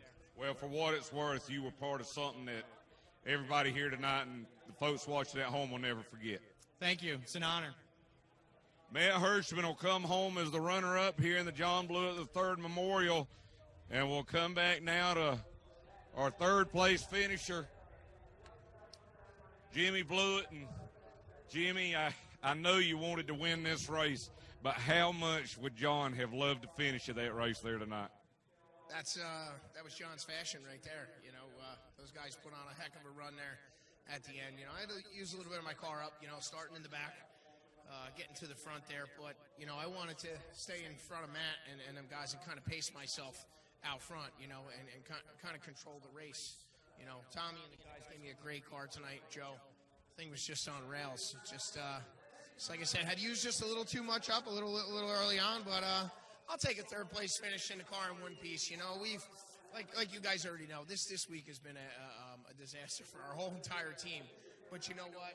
Today, everybody pulled together again, finished up JR's car, got him back out here on the track, and here we are sitting with a third-place finish, and we have both our cars in one piece. So I just want to thank all my fans, thank my family back home for giving me the opportunity to come down here, everybody that came out here tonight, and everybody that puts this race on year in and out for my brother. You know, to keep his legacy alive so many years later, it really feels good, you know. And like Ben Dodge said earlier, we can't forget the other people that we've lost the past few years and over our time in racing. You know, we lost Mike Stefanik, who this past year, who was a really good friend and a really good competitor. You know, so I just wanted to say we're thinking of not just only my brother tonight. All the families out there, the Christopher family, everybody that's out there that knows what we all went through with our losses. I'm thinking of you. Guys, there's a lot of emotion down here on the front straightaway. Tommy Baldwin helping out with Jimmy Blewett. Of course, he lost his dad a number of years ago at Thompson, and just an amazing race and amazing event to be a part of tonight, guys. This is one we will remember for a long, long time. When the officials saw the cars come across at the line, a number of them felt that the 92 was ahead of the 60 just by watching it live. And then they came over to watch the replay just in case because it was so close. And obviously watching as we paused it, we were a frame ahead where it paused before the line, and then the next frame is slightly into the line. Almost too tough to call by looking at the photo stills that we had from our camera atop the tower. And then, obviously, Matt Hirschman ran to the tower with a photo that was taken by someone down on pit road. And the photo that was taken had him a little bit ahead of the 92. But that photo, where it was taken, was once they had already passed the beginning of the start-finish line. So it was not right where the finish line began. And obviously, if the finish line had been down the track another 10 feet, Hirschman would have won by a lot because he had the momentum in the outside lane. There's Nocella leading off the corner. They come to the line, and slow motion, and boom. That close. Unbelievable. And, you know, you try to look at some of the other points on the car. You try to look at the rears of the cars and see who's ahead, and the roof of the car and see who's is ahead. But no matter who wins that, it's an amazing, amazing race and a side-by-side battle that lasted lap after lap after lap. As we take a look at the highlights from this one, as Lutz took the lead early, looking to go back-to-back with wins after a win last night. And there we saw some contact that may have ended up resulting in that Van Houten car to have some issues on the right front and relegate him to the pits. Jimmy Blewett, what a run for that 21 car. Came up a little short at the end, but an outstanding run as he led a lot of laps. Yeah, Jimmy Blewett making the pass here on Matt Hirschman early. Saw some great racing as well between Eric Goodell, Craig Lutz, and Dave Sapienza. Here, Jimmy Blewett making the move around Lutz for second. And there's Eric Goodale getting to the inside of Blewett at the front of the pack. Kind of traded that position a couple of times. There was some contact between the two, and it was as if Blewett allowed the Goodale machine to go around him. You know, I got to say, as we watch these highlights, that's as good a race as you'll ever see anywhere. And I'll No tell you, question. and I'll tell you the thing about it is, and I think Matt Hirschman would tell you this: you can't just get up on the outside of anybody. There are certain drivers, as Anthony Nocella said and Matt Hirschman said, that are going to be more aggressive down there on the bottom. But Matt Hirschman trusted him, and they put on a race that nobody here tonight or watching will ever forget. And I think the key there is those two raced side by side for that many laps. Nocella never came off the bottom, never pushed him up into the third lane. Yeah. He could have easily won that race without even a photo finish if he would have just ran him a little higher down in 3 and 4. And he never did it. And it wouldn't even be a dirty move. I mean, he could have just went a little bit wider in the corner. Here, I don't think Hirschman intended to pop Nocella. If anything, I don't think he intended to hit him that hard. And, you know, in hindsight now, looking at this finish and being able to look at it a little bit closer, I think you can see that Dayglow bumper on the 92 of Nocella literally just get to that line first in front of Matt Hirschman. But the amount of respect I think Anthony Nocella earned tonight, not only from Matt Hirschman, but all of his racers, will be something that I think he's going to take with him a long time. While they were taking shots down on the front straightaway of Victory Lane for Nocella, one of the participants in the Victory Lane celebration with Nocella was Matt Hirschman's young son. So that was pretty cool. He got to hold the checkered flag with Anthony Nocella, and you could hear them, and you were standing right beside them as they talked. And there's Matt Hirschman's son in Victory Lane with Anthony Nocella holding the checkered flag. So he gets to Victory Lane, and that's one of those races where both drivers, you would love to give them both trophies for what they did tonight. I mean, well, I was wondering, finish. Whenever I was down there and I was looking here and I know the officials were watching, I was like, I haven't ever seen a dead heat before, but if there was ever a finish that could have resulted in a dead heat, this was it. Unofficially looking at our timing and scoring, the difference was 0.544. 0.544, just a skosh over a half a tenth. Yeah, but see this here, that's totally wrong. They didn't have Hirschman. The right thing now. Nocella wasn't actually his transponder was giving issues, so that had nothing to do with the finish. Because what I just said would have been a half a second. Yeah, it wasn't quite a half a second there. Yeah, that's my South Carolina man. Wow, what a race, what a finish. Craziness tonight at New Smyrna Speedway as the super late models. What it should have said was .000 something. I mean, the people that were watching at home on TrackPass on NBC Sports Gold and the people here in the stands will remember this one for a long, long time. What a race. And you know the thing, too, whenever you watch is, and I was down there before we had figured out who the winner was, and everybody was kind of looking around and trying to figure out what had happened. But you saw it here on our cameras whenever it was announced that Nocella was the winner. The first guy to him was Matt Hirschman with a big smile on his face and a big pat on his shoulder and shake of his hand, because I think even though he came out on the short end, it's just a big deal to be a part of something like this, and not to be talking about people going out and wrecking each other or people, you know, being upset with one another. That's what you want to see, and that's why we love these grassroots short track races. Remember, make your comments on hashtag trackpass, whether you're on Twitter, Facebook, Instagram, any of your different social media platforms, hashtag trackpass, and leave your comments about this great race tonight. And remember also, let us know where you are. Put your hometown on there and let everybody know where you're watching tonight's coverage from. Well, these super late models have a lot to live up to if they want the dramatic finish tonight, because the Tour Type Modifieds, man, we're going to be watching that. We're going to see people talking about that for a long time to come. And Hirschman 3 for 3 in second-place finishes this week, and that one was by mere centimeters. And again, he brought that photo shot that he was talking about on someone's phone up to the tower to show the officials. And the problem with that photo shot that was taken, it was taken after they had advanced past the line a little bit. So it's and a little bit past. Would have made a big difference for him because he was motoring on the outside. He had the momentum. He picked up a lot of ground from being behind in turn 4 to the line. Just an unbelievable finish at the end, and thank God we had some good shots from up top. And of course, when we saw it live, we were watching from the turn 1 camera, so it was really tough to try to see who came across the line in first.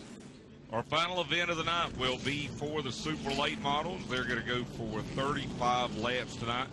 Remember, come back and join us tomorrow night on Track Pass on NBC Sports Gold. Our coverage will begin at 7:25 Eastern, racing at 7:30 Eastern. And you'll get to see some more great short track action right here from New Smyrna Speedway in Florida. Taking a look at our starting lineup for this super late model 35-lap feature tonight. Invert was 4, putting 4th fast qualifier Augie Grill on the pole. He went from qualifying 18th last night to 4th tonight, so they have made some great strides on that car. And he's going to bring the field to green here in just a bit. Sammy Smith, a one-time winner this World Series on opening night from Des Moines, Iowa, in the 51 car, starts second. Back in row 2 will be last night's winner from Hudson, New Hampshire in the LCM Motorsport Chevrolet, car number 12 of Derek Griffith. To his outside, that is the car number 21 out of Redwood City, California. Our fast qualifier tonight, Jesse Love. Row number 3, Stephen Nasty, the Pinellas Park, Florida driver in the 51. Starting outside of him, teammate Jet Nolan in the 50. Starting back in the 7th spot will be the car number 35, the Mahindra Tractors Ford from Monroe, Georgia, of Jake Garcia. To the outside will be the car number 56 from Bluffton, South Carolina, of Gus Dean. Trey Bain out of Knoxville, Tennessee in the 9B starts 9th, and starting 10th, Todd Stone from Vermont in the 1X. Poor qualifying effort for one of our winners earlier this week. That's the car number 9 of Brad May. He's in the middle of this race for the World Series Championship. He's out of Oviedo, Florida. Starting back in 12th from McAllen, Texas, the 148 of Max Caius. Starting 13th from Pictou, Nova Scotia, will be the car number 13 of Austin McDonald. Starting 14th, the TM Ranch Chevrolet from Orlando, Florida, car number 11, David Rogers. And starting 15th in the R.C. Moore Transportation Toyota, the car number 74 of Ryan Moore. 16th in our starting lineup, Justin Mondyke from Wisconsin in the 44 car, coming off of a good run. He did not qualify well tonight. Jerry Artuso starting 17th. Colin Garrett will start 18th in the 24. Joe Valento from Minnesota in the 30 starts 19th, and Vincent Skaggs in the 01 starts 20th. Rounding out this good 24-car field will be the car number 4 from Auburndale, Florida, of Kevin Ingram. He'll start 21st. Starting 22nd will be the car number 39 from Buford, Georgia, of Kyle Sieg, the younger brother of Ryan Sieg. And starting on the 12th and final row in the 9T from Oviedo, Florida, will be Patrick Thomas, starting 24th from Plantation, Florida, the 112 of Steve Weaver. Closing in on an opening start for our super late models tonight, Derek Griffith, the winner one night ago, starting inside of row number 2. I think he's the one to beat there. After what I saw last night, him able to beat Ty Majewski. He's got a 4-point lead coming into the night. Brad May, who did not, as you mentioned, qualify well tonight, mired around the 10th starting position, 11th in fact. He's second in points. Jesse Love is third in points, starting 4th as the top qualifier in this race. Sammy Smith on our front row, 4th in points, and Justin Mondyke mired deep in the field. He's 5th in the standings as we get ready for green. You remember Sammy Smith, when he won on night 1, he started up towards the front of the field. He starts outside pole tonight. The veteran Augie Grill leads the field to green. They make a little bit of contact. They make some more contact down into turn number 1. As Grill tries to take the lead, Smith slides off of turn number 2, and Grill your leader into turn 3. There was a car deep in the field that did get up on the wall on the outside lane. We continue on, though, as leading the way will be Augie Grill. Smith running in the second spot. Here comes Stephen Nassy in the car number 51, the All-American Concrete Chevrolet. He'll clear Sammy Smith. That'll move him up into second. Now a battle for fourth between Jesse Love and Derek Griffith. Stephen Nassy not messing around from fifth to second just like that. He's had a decent car for a couple of nights, but not as strong as he would like. Looking for the win tonight, and he's in his best position to do so. Derek Griffith, point leader on the outside of Love. The top two qualifiers racing to turn 3. How about Augie Grill in that 112, not taking any slack from anybody. He and Sammy Smith made contact, and then he got back into Smith in turn 1. He's opened up a pretty good lead over Stephen Nassy. We watched this excellent battle between a couple of young drivers that everyone is watching, the 21 of Jesse Love and the 12 of Derek Griffith. They might have made a little bit of contact, but the yellow flag is out. I said yellow again. So the field is slowed. I didn't notice it. Yellow.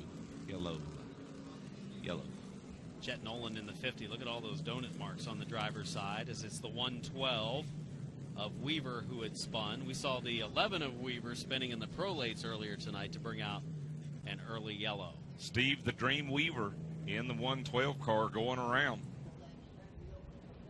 3 laps in, 32 to go. Short race for the super late models. My references are getting so dated, aren't they? I know where you're going there. That's well placed. Might be his nickname. You don't know. It might be Very now. Possibly. Yeah. It's a good one. Well, Augie Grill is the leader here in car number 112. Stephen Nassy will be the second starter. Whoa, and we didn't see David Rogers.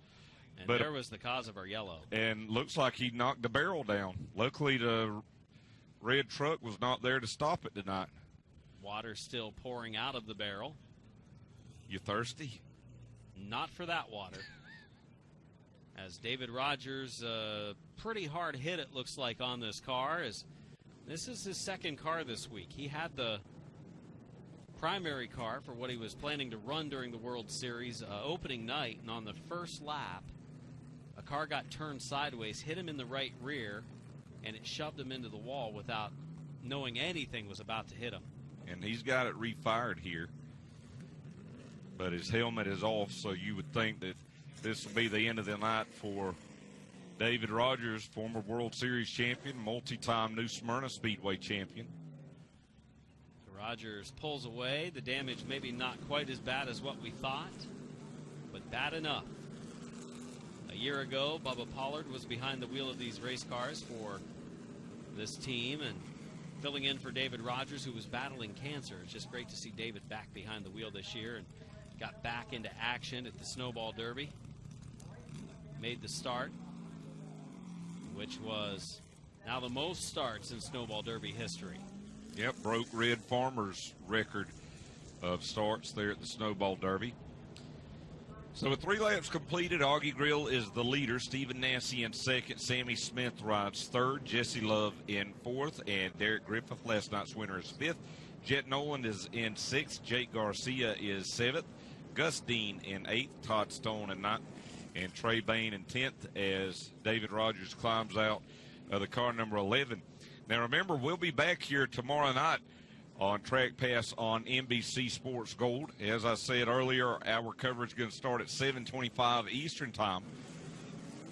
And a quartet of 35 lappers for the Tour Type Mods, Super Lates, Pro Lates, and Florida Modifieds. Catch it all here on NBC Sports Gold tomorrow night. Well, the 51 of Stephen Nassy just missed the invert tonight, and he started fifth. Now, all of a sudden, he's up to second after picking up a few spots into the first just 3 laps of this race. So I think his race car is stout. Grills looks good, though. It does look good. He was pulling away. It looks good. Kind of weird to see him driving a Chevrolet because he has been a long-time Ford campaigner, and this is a brand-new chassis out of the Grand American Race Cars shops of Augie Grill, and they have really used this Speed Weeks as an opportunity to tweak on this car and massage it and figure out what it needs before they start selling it to customers, and it looks like they're starting to get it figured out. Augie Grill, the leader on the outside lane. Stephen Nassy starting inside. Long way to go, 32 laps from the finish. The restart is good for Augie Grills. We're back underway at New Smyrna Speedway. Boy, Grills really got a good grip on that outside on these restarts. Jesse Love trying to do the same. He and Sammy Smith make contact. They're about halfway down the back straightaway. Back behind them, Derek Griffith and Jet Nolan made contact. Yeah, that almost got ugly, and so did that as Jake Garcia and Gus Dean get together. Gus Dean last night came from 20th to 5th in the race, so he's trying to pick up a second straight top 5 in his second start of the week. And Jake Garcia had a really good run in the 35 until a body brace broke there up on the front of the car and sent him out of the race. Right now, Garcia's in that 35 car down on the inside of Dean trying to take 7th. Side by side they race behind Jet Nolan, who picked up the win in the Pro Late Models tonight, and his Super has been fast as well. And tonight running right behind top qualifier, well, second fast qualifier, and last night's winner, Derek Griffith. And now Griffith's going to look down to the inside of Sammy Smith, but look at this battle for the lead. The names don't get much bigger in super late model racing. Augie Grill on the outside, Stephen Nassy down low. Nassy's car does roll the bottom well. We saw that right away in practice a couple of days ago, and he's racing right now with Augie Grill. Can't make the move yet. Love, the top qualifier, the teenager from California, has closed. He's picked up a win this week. We're nose to tail for second and third. Now, I'm sure his crew chief, Chris Wimmer, saying, listen, you get a chance to get around these guys, go for it. Try to win this race. But I'll guarantee you he's also telling him, if you want to learn something, watch these 2 cars in front of you. 2 good ones right there, no question. Augie Grill with all of his experience and a couple of Snowball Derby wins. I've watched the Nassy car. It looks like it's getting a little free in the middle of the corner. I really like the way Augie Grill's car is in that upper groove, especially, have you noticed that coming off? It looks like out of turn 2 and out of turn 4, he's able to get a little extra oomph that takes him down the straightaways here as we continue to watch a good battle now for 6th on back. Jet Nolan into 50 and 6th in front of Gus Dean and Jake Garcia. That time it was Gus Dean getting a little bit of oomph and able to pull ahead of that 35 of what Garcia. Was that? Oomph. Okay. I think that's what you said, right? Yeah, well, close enough. There's the one of Todd Stone, just his second race of the week. Todd Stone running the high side in the top 10. Brad May in the top 10. Todd Stone doing really well. Driver out of Vermont, going to look up to the outside of Jake Garcia here, but his car again breaks loose as these 2 Fords battle for that position, back for 8th. We've now completed 12 laps, 23 laps to go. Jet Nolan running in 6th. Gus Dean running 7th. There's Garcia's 35 in 8th. Todd Stone in 9th. Dean looking low. Baker Distribution, the sponsor on that 56 car of Gus Dean, who dips his left side tires down on the apron over in turns 3 and 4. He looks to be faster than Jet Nolan right now, but just can't quite get around him. We're watching this battle right now. Augie Grill, the leader, about a half second in front of Stephen Nassy. He's opened up about a 5-car length advantage. This is a good race, though. Gus Dean, another look to the inside of Nolan. We've seen Gus Dean among the top ranks of the NASCAR tours. Yep. Gander RV and Outdoor Truck Series last year. A lot of experience in the Arca Menard Series. A little bit of contact there with Nolan in turns 3 and 4. Nolan started to close the door a little bit. Now they hit hard going into turn 1. They continue on.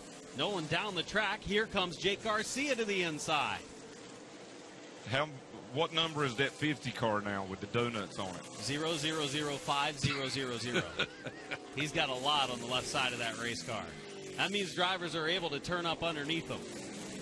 And Jake Garcia is doing just that right now. Garcia moving up into the 7th spot. I am so impressed with this young man. He won the Allen Turner Hyundai Pro Late Model Championship last year for the Pro Late Models at Five Flags Speedway. His crew chief, Ricky Turner, a former Snowball Derby winner himself. He guided both Chase Elliott and Chandler Smith through the ranks, doing the same now as we watch a good battle here between Todd Stone and Brad May. This is back for 9th. Brad May makes the move and pulls forward on Todd Stone. Brad May among our points contenders for the championship this week. Ryan Moore in the 74 car back behind them. He's in 11th. I talked to his dad Kelly Moore last night, and Kelly said they just could not find a handle on this 74 car last night. Ryan was good 2 days ago, and then last night was out to lunch. And I talked to Ryan today, and he said it feels pretty good today. He said, I'm just hoping maybe it was a bad set of tires that didn't agree with the car yesterday. Yeah, he was second a couple of days ago and actually parked the car today. His dad, again, Kelly Moore, former Busch North Series driver, says he'll compete for the Pass North Super Late Model Championship this year. That's Kelly who will be competing for the Pass North Championship. Been racing a long time. Yes, he has. Leaders, Augie Grill. Second is Stephen Nasse. And third is Love. Love has slipped back a little bit. Nasse maybe ready to mount another challenge toward Augie Grill. Yeah, Grill not getting off of the corner quite as good as he was. Boy. There's some contact. Grill dirt tracks it through turn 4.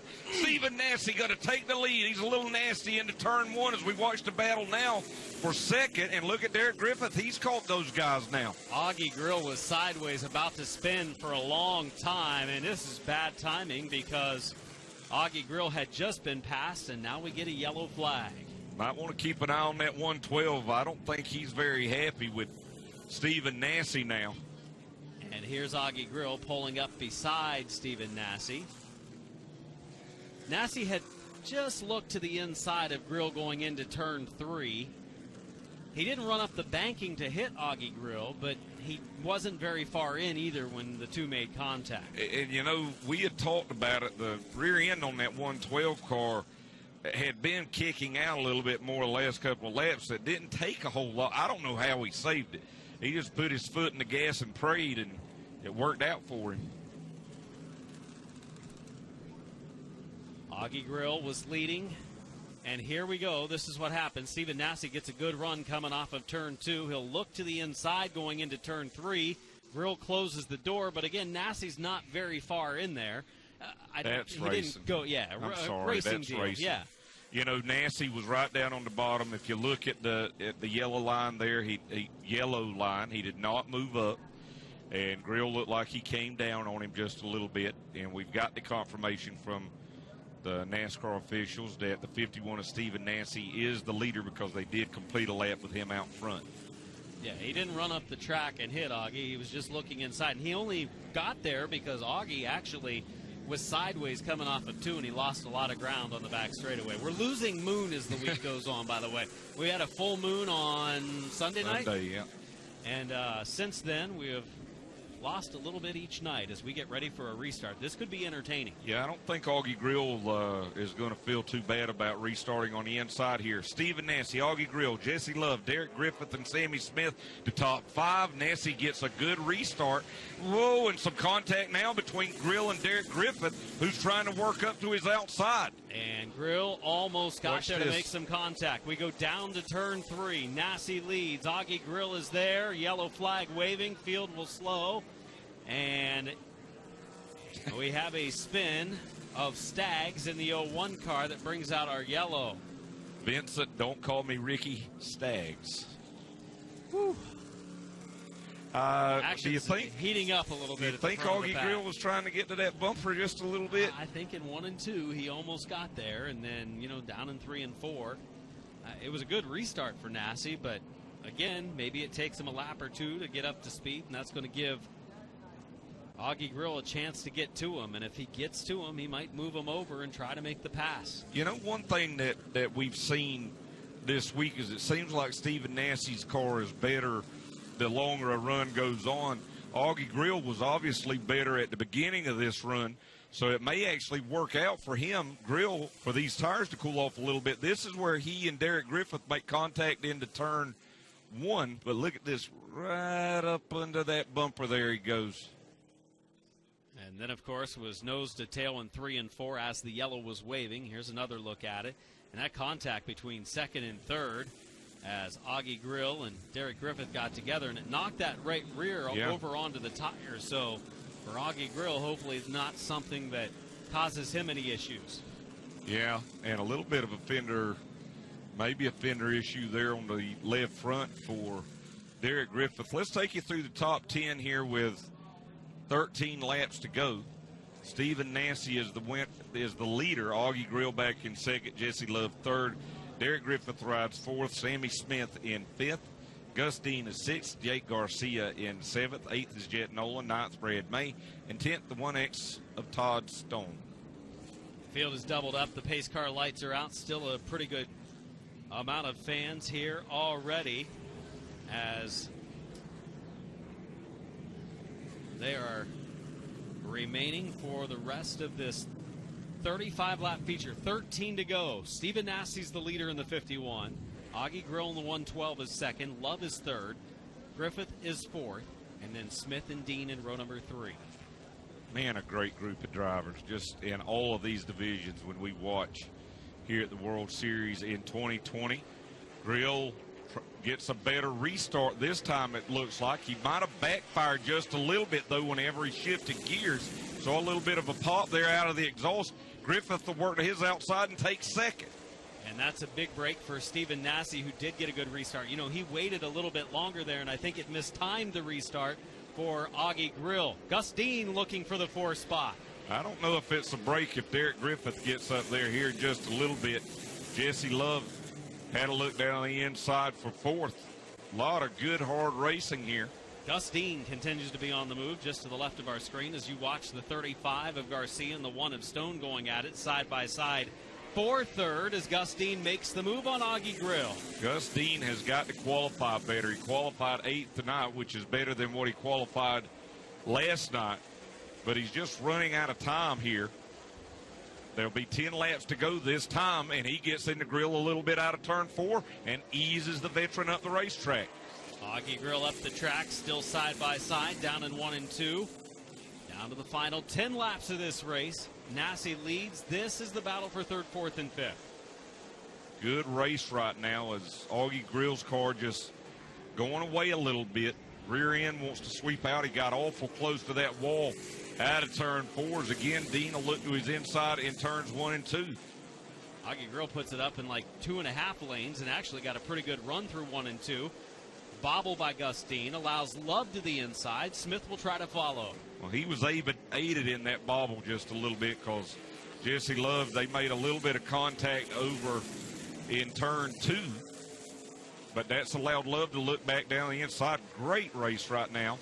Back for 3rd on back. As we watch 3rd, 4th, and 5th battle, Stephen Nassie's been able to put a couple car lengths on Derek Griffith out front. A good sign for the 51 team as they try to pick up their first win of the year. And we continue to be side by side off of turn 2. Up the track went Love, kind of doored the 56 of Dean. This could get interesting here with this group. They're racing awfully hard. Again, Grill slipped up a little bit as they race in a tight pack back into turn 1. Up the track goes Grill. This almost allows for 3 wide. It tightens up a little bit on the backstretch. Dean had nowhere to go. And Love works hard. Augie Grill dirt tracking it up in that 2nd lane now. Augie Grill is getting that 112 closer from where he started about a week ago. They've still got a little bit of tweaking to go here on this car to make it last a little bit longer in the run. And remember, they've got the 100-lapper coming up here Saturday night. Nassie started this race in the 5th position, quickly moved into 2nd with less than 3 laps completed. Then he takes the lead from Augie Grill after a short battle and a little bit of contact. And Grill's car definitely not as good as it was over the early laps of this race. As you see, Nassie in the upper left leading the way. In the lower right, for a moment, you saw the 112 of Augie Grill. He's still racing with Gus Dean for 4th. Right now, the leader, Stephen Nassie, opening up about a 10th a lap as we continue to watch this battle now for 4th, which is the best on the racetrack. And you see Dean able to put those left side tires right on the apron in turns 3 and 4. We've seen him do it all night. And Grill has had to run this outside because he can't get that car down on the bottom or it's just going to sweep that rear end out even more. Down to the final lap. White flag waving for Stephen Nassie. He has a lead of over 1 second as he continues to extend. This is the tightest battle on the track. Down the back straightaway they go. Gus Dean down on the inside of Augie Grill while they race. Here comes Stephen Nassie out of turn 4. Checkered flag is out. Nassie will win his first race of the World Series for 2020. Derek Griffith will extend his points lead in the World Series. He'll finish in second. Jesse Love in third. Augie Grill will get his best finish of the season with his super late model, as he'll just edge out Gus Dean for fifth. So Adam Mackey is heading down trackside. Remember, you can comment on tonight's race at hashtag trackpass. Whoa, big problems here for Jet Nolan up in turn 4, and this happened on the very last lap, and we'll have to see if we can find out what happened to cause his problem. But he made some hard contact with that wall over in turn 4.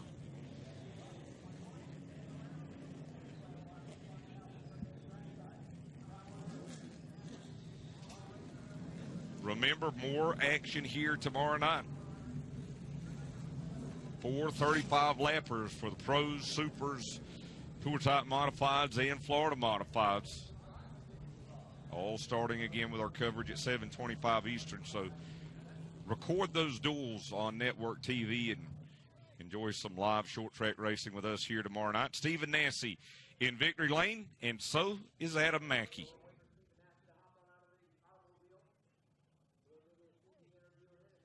Seventh win in World Series competition for the driver from Pinellas Park, Florida, Stephen Nassy, tonight victorious at New Smyrna Speedway.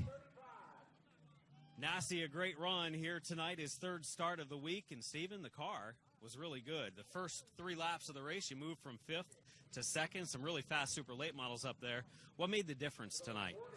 Them modifieds really puts a lot of rubber on that track, and I think a lot of guys were scared to use that bottom through 1 and 2 to start out with. That's really my preferred line down there. I try to pass the cars and set them up over there off of 2 to get them through 3 and 4. Once that lane was open, man, I was just rolling. Got by. Thank you, Weeder. Got by a couple of them pretty quick. Was able to get behind Augie there and kind of trail him. He started slipping up off the corner, and was able to sneak by him. A little bit of contact there, but I think he understood. Racing deal. I was kind of already there. He kind of crowded me. So all in all, it was a fun night. I'm glad to get the win for the Jet Motorsports team. They won the pro race tonight, and then to win the super again. It feels real good. So, hopefully we can go on to the 100 lapper and do it again. Feels good to get back into victory lane. I'm sure now the goal is, to get the car even better for the 100 lapper coming up this weekend. Yeah, we still have some work to do. Needed some drive up off, but obviously everybody was struggling with that. So, we're going to go to work on it. There's a lot of people that put in a lot of effort on this team. Strange Oval, everybody at Rowdy Manufacturing, Brembo Brakes, just all them people. SRI Performance come on this weekend.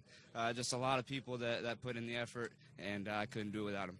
Best run of the week so far for Pinellas Park, Florida driver Stephen Nassy, claiming the win in the super late models on night number 6. Again, his 7th in World Series competition over the years, a former champion of the World Series, and a guy who has been strong all week long. He's been on the podium a number of times, and he came up just short of his 2nd win in a row.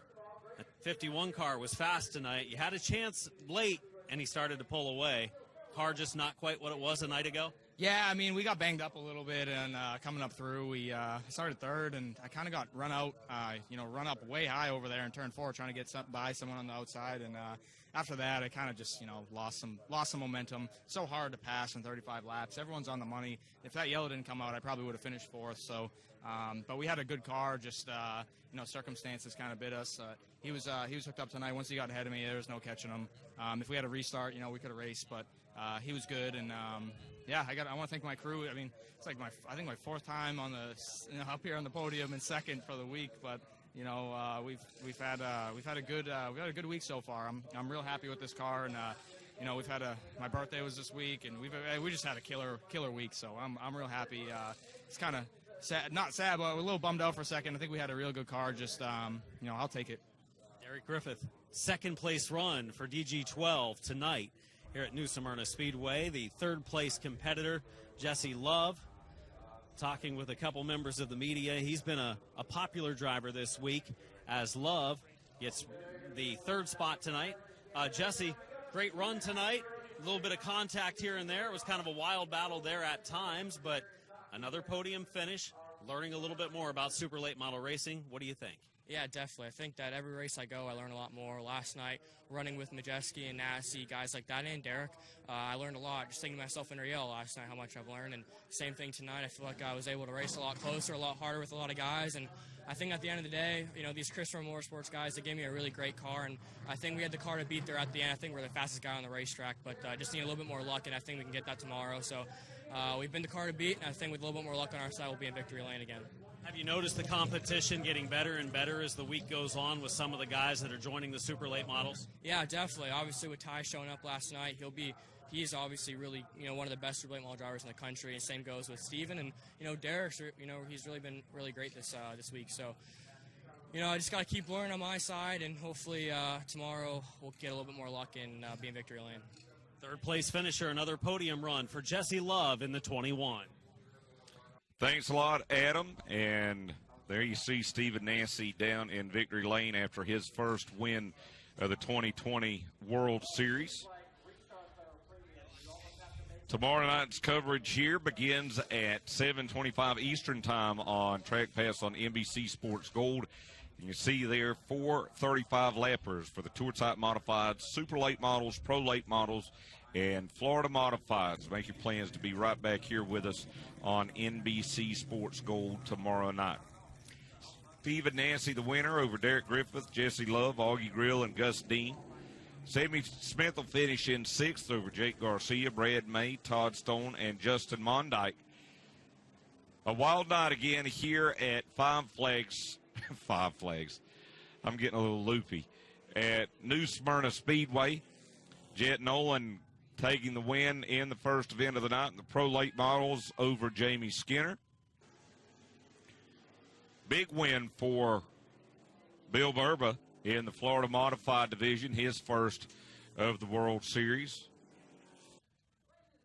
And he climbed out in victory lane there in the Platinum Express 26. And then an absolutely unbelievable John Blewett III Memorial for the Tour Type Modifieds. Little beating, a little banging. Anthony Nocella, Jimmy Blewett, Matt Hirschman up front late. But this is what everybody will be talking about 20 years from tonight. This finish between Anthony Nocella and Matt Hirschman, a dead heat, and the win going by inches to Anthony Nocella. And, of course, where that one was stopped that time when we showed it, they were already past the beginning of the finish line. But even then, it was almost a dead heat. It's crazy. Super late model race was a good one. It was a good one. A little bit of contact here between Stephen Nassie and Augie Grill. Grill does a great job to bring the 112 car in. Then on a restart, Grill and Derek Griffith some contact. Stephen Nassie brings it home, his 7th super late model victory of Speed Week at the World Series. He's also picked up a few pro late model wins as he climbs out in victory lane. It's to feel pretty good. They've come a long way with this car this week, actually. It wasn't really that fast a couple of nights ago. And remember, they did not make plans to really run the super late model here during the World Series, but those plans changed as he prepared for the Arca Menard Series East race. And here we are as the fans get ready to go home. And we get ready to end our coverage here tonight on Track Pass on NBC Sports Gold. It's been a good one again, Adam. That it has, and we have another good one coming up for night number 7, as we'll have the same classes we had tonight with pro late models, modifieds, tour type modifieds, and super late models, and each of them will be going 35 laps. We'll have the pre-race coverage tomorrow night at 7:25 Eastern Time and 7:30 Green Flag for 4 exciting divisions of racing action as we watch those championship battles go down to the wire. Want to catch your breath? I've caught it. I think I'm better off now than I was a few nights ago. I think I need a little more up and down these bleachers. We're like Rocky going up and down these bleachers. That's right. I think my timing, I'm usually ready by the time they climb out of the car. I've noticed they're usually out of the car, pictures being taken by the time Alan Dietz gets down the victory lane. Well, what can you do? What can you do? Step it up a little. You got a few nights to go. I will. Well, for all of us here on Track Pass on NBC Sports Gold, again, we thank you for watching our coverage tonight.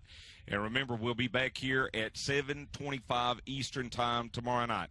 For Adam Mackey, I'm Alan Dietz saying so long, and we'll see you tomorrow night here from New Smyrna Speedway.